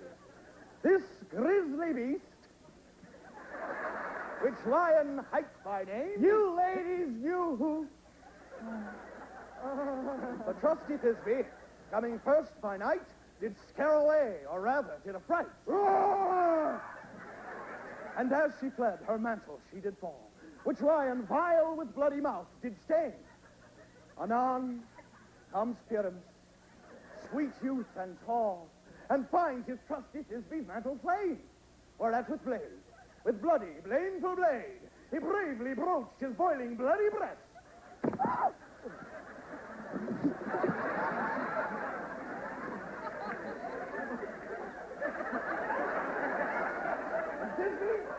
Carrying in mulberry shade, his dagger grew and died. For all the rest, let lion, moonshine, wall, and lovers twain at large discourse, well, here they do remain. I wonder if the lion beat a speech. No wonder, my lord. One lion may when many asses do.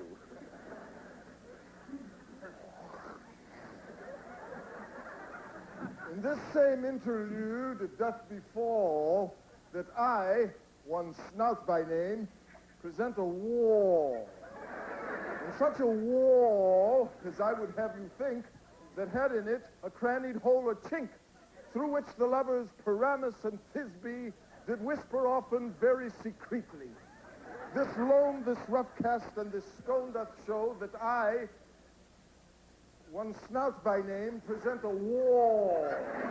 And such a wall as I would have you think that had in it a crannied hole or chink, through which the lovers Paramus and Thisbe did whisper often very secretly.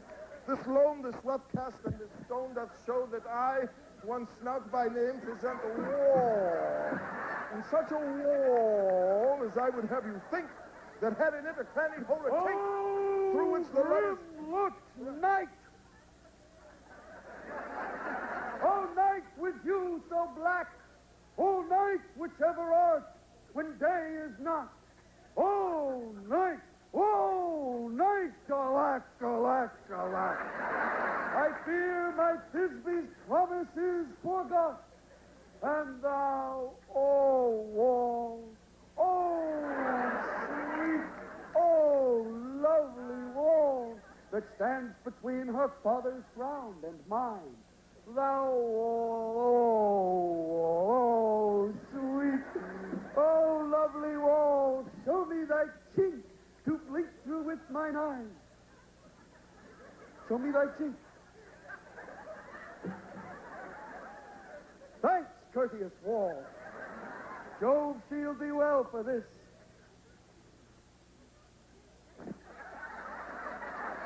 But what see I?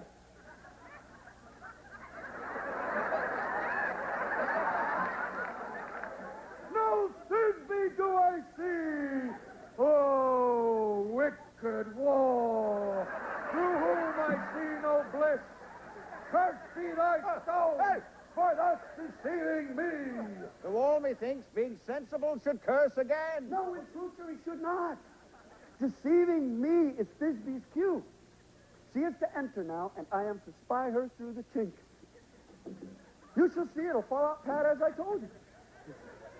Look, yonder she comes.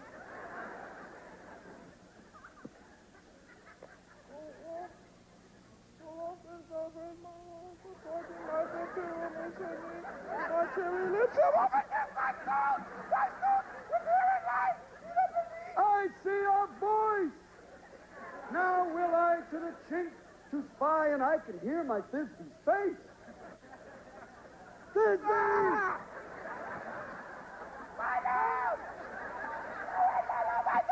Speak what thou wilt, I am thy lover's grace, and like Lymander am I trusty still. And I like Helen to the Thisbe kill. That Shepherus to Procris was so true. And Shepherus to Procris I to you. Oh, kiss me through the hole of this vile wall.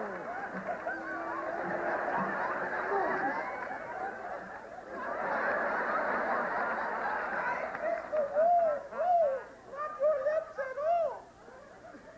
Wilt thou, at Minnie's tomb, meet me straight away? Oh, my dip, I come without delay.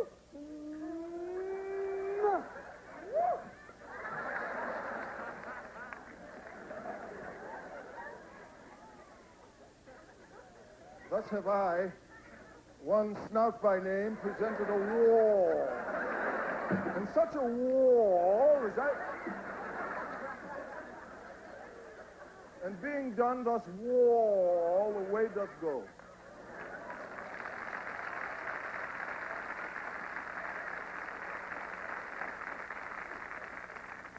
This is the silliest stuff that ever I heard. The best in this kind are but shadows, and the worst, no worse, if imagination amend them, It must be your imagination then, not theirs. If we imagine no worse of them than they of themselves, they may pass for excellent men. Here come two noble beasts, then, a moon and a lion.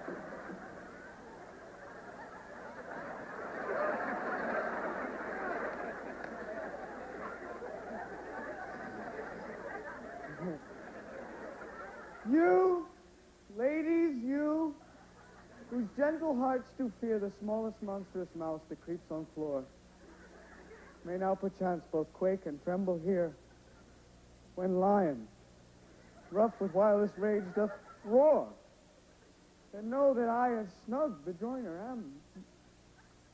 Then know that I a snug bejoiner am. And know that I a snug bejoiner am, no lion tell, no else, no lion's dam. For if I should as lion come in strife into this place, for pity of my life. A very gentle beast, and of a good conscience. The very best of the beasts, my lord, that e'er I saw. Blanchard, that's your verdict wound, present.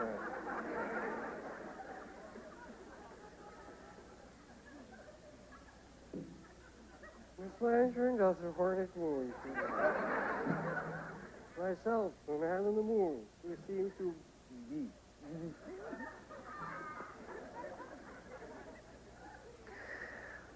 All I have to say is to tell you that this lantern is the moon. I, the man in the moon. This thorn bush is my thorn bush. And this dog is my dog. This is old Ninny's tomb. Where is my love? Well roared, lion. Well shown, moon. Truly moon shines with good grace. Well moused, lion. And then came Pyramus. And so the lion vanished. Sweet moon, I thank thee for thy sunny beams. I thank thee, moon, for shining now so bright. For by thy gracious golden glittering gleams, I trust to take of truest Thisby's sight. But stay, O spite, but mark, for night, what dreadful goal is here? Do you see, how can it be, O dainty duck, O dear? Thy mantle good, what stained with blood, approach ye joys fell. O fate, come, to tread and from, quail, crush, conclude, and go well.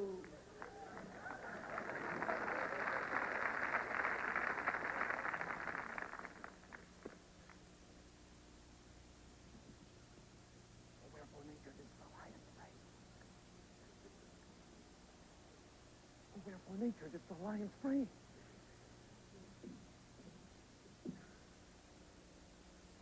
O wherefore nature didst thou lions free?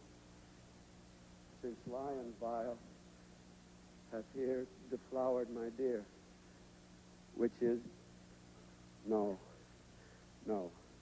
which was the fairest dame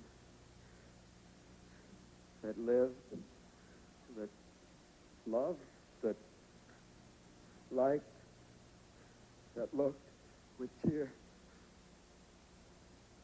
Come tears confound,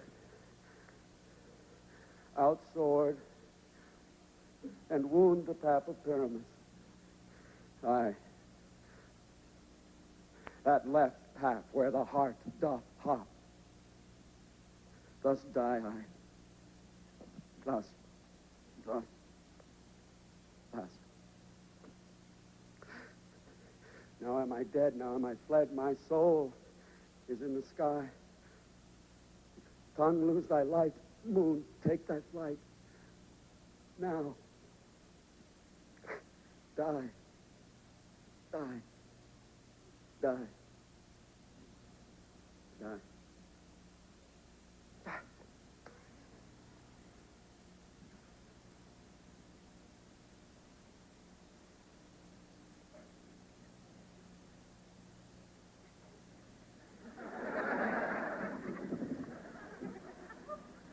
Sleep, my love. What, dead, my dove? Oh, Pyramus, arise! eyes.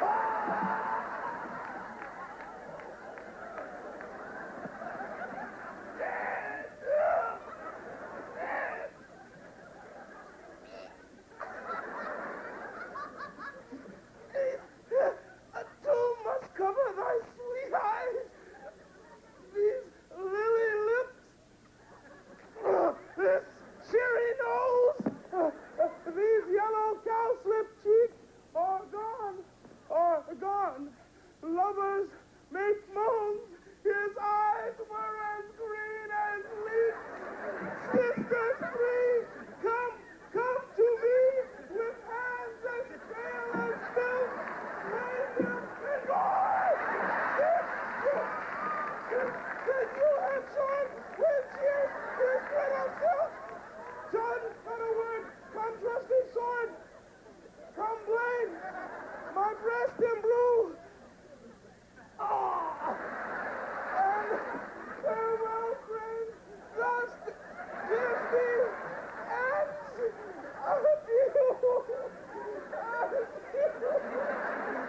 Adieu.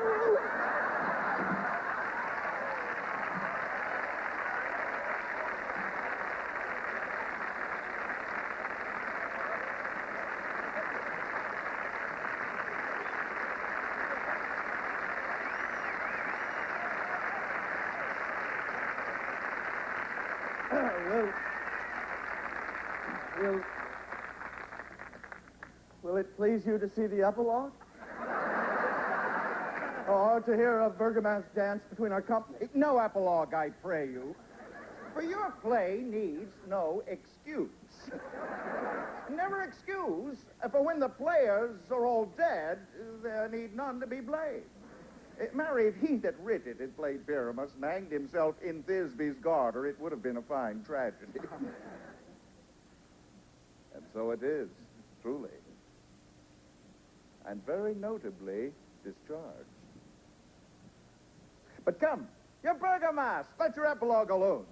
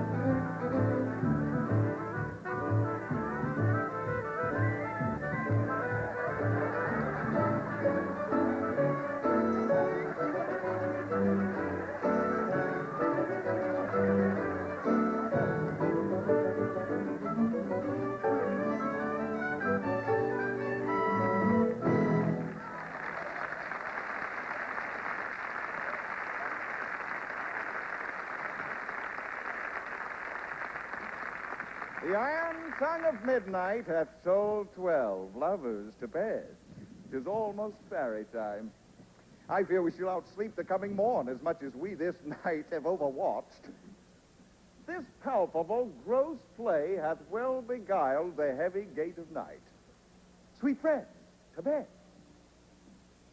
A fortnight hold we this solemnity in nightly revels and new jollity.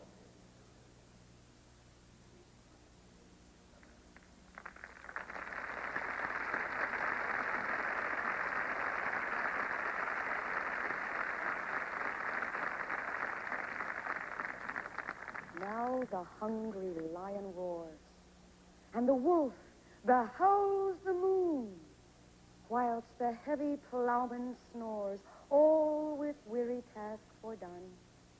Now the wasted brands do glow, whilst the screech owl, screeching loud, puts the wretch that lies in woe in remembrance of a shroud.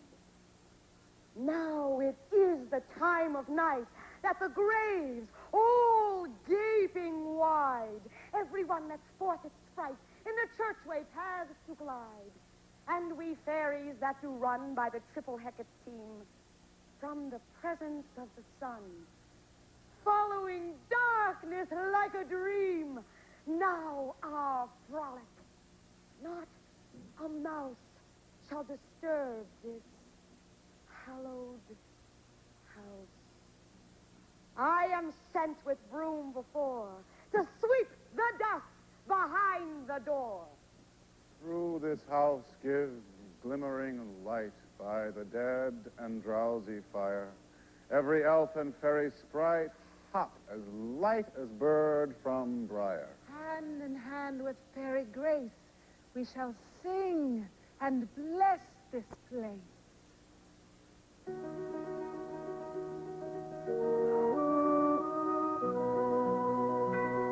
Until the break of day, through this house each fairy stray. To the best bride bed will we, which by us shall blessed be, and the issue there create ever shall be fortunate.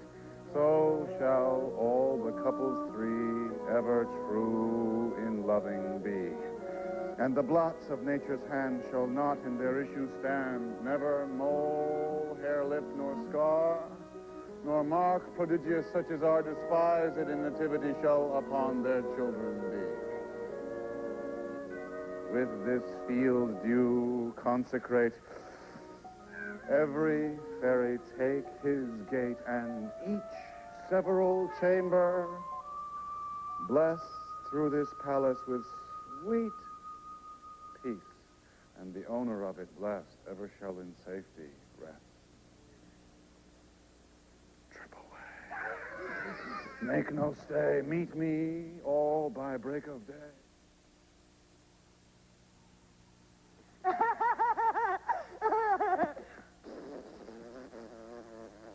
If we shadows have offended, think but this, and all is mended, that you have but slumbered here, while these visions did appear, and this weak and idle theme, no more yielding but a dream. Gentles, do not reprehend. If you pardon, we will mend. And as I am an honest puck, if we have unearned luck now to scape the serpent's tongue, we will make amends ere long, else the puck a liar call. So, good night unto you all. Give me your hands, if we be friends, and Robin shall restore amends.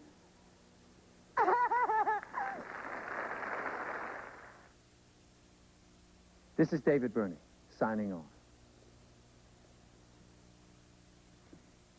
For I to the world am like a drop of water that in the ocean seeks another drop.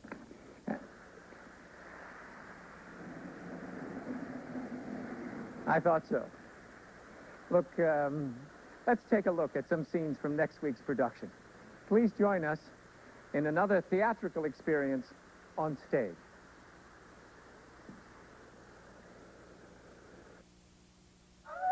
Alone! I'd rather be alone! Another shot in the arm. Cut out that kind of talk. Just hold your foul tongue and your rotten Broadway. Eugene O'Neill's Long Day's Journey into Night, starring Earl Hyman and Ruby Dee.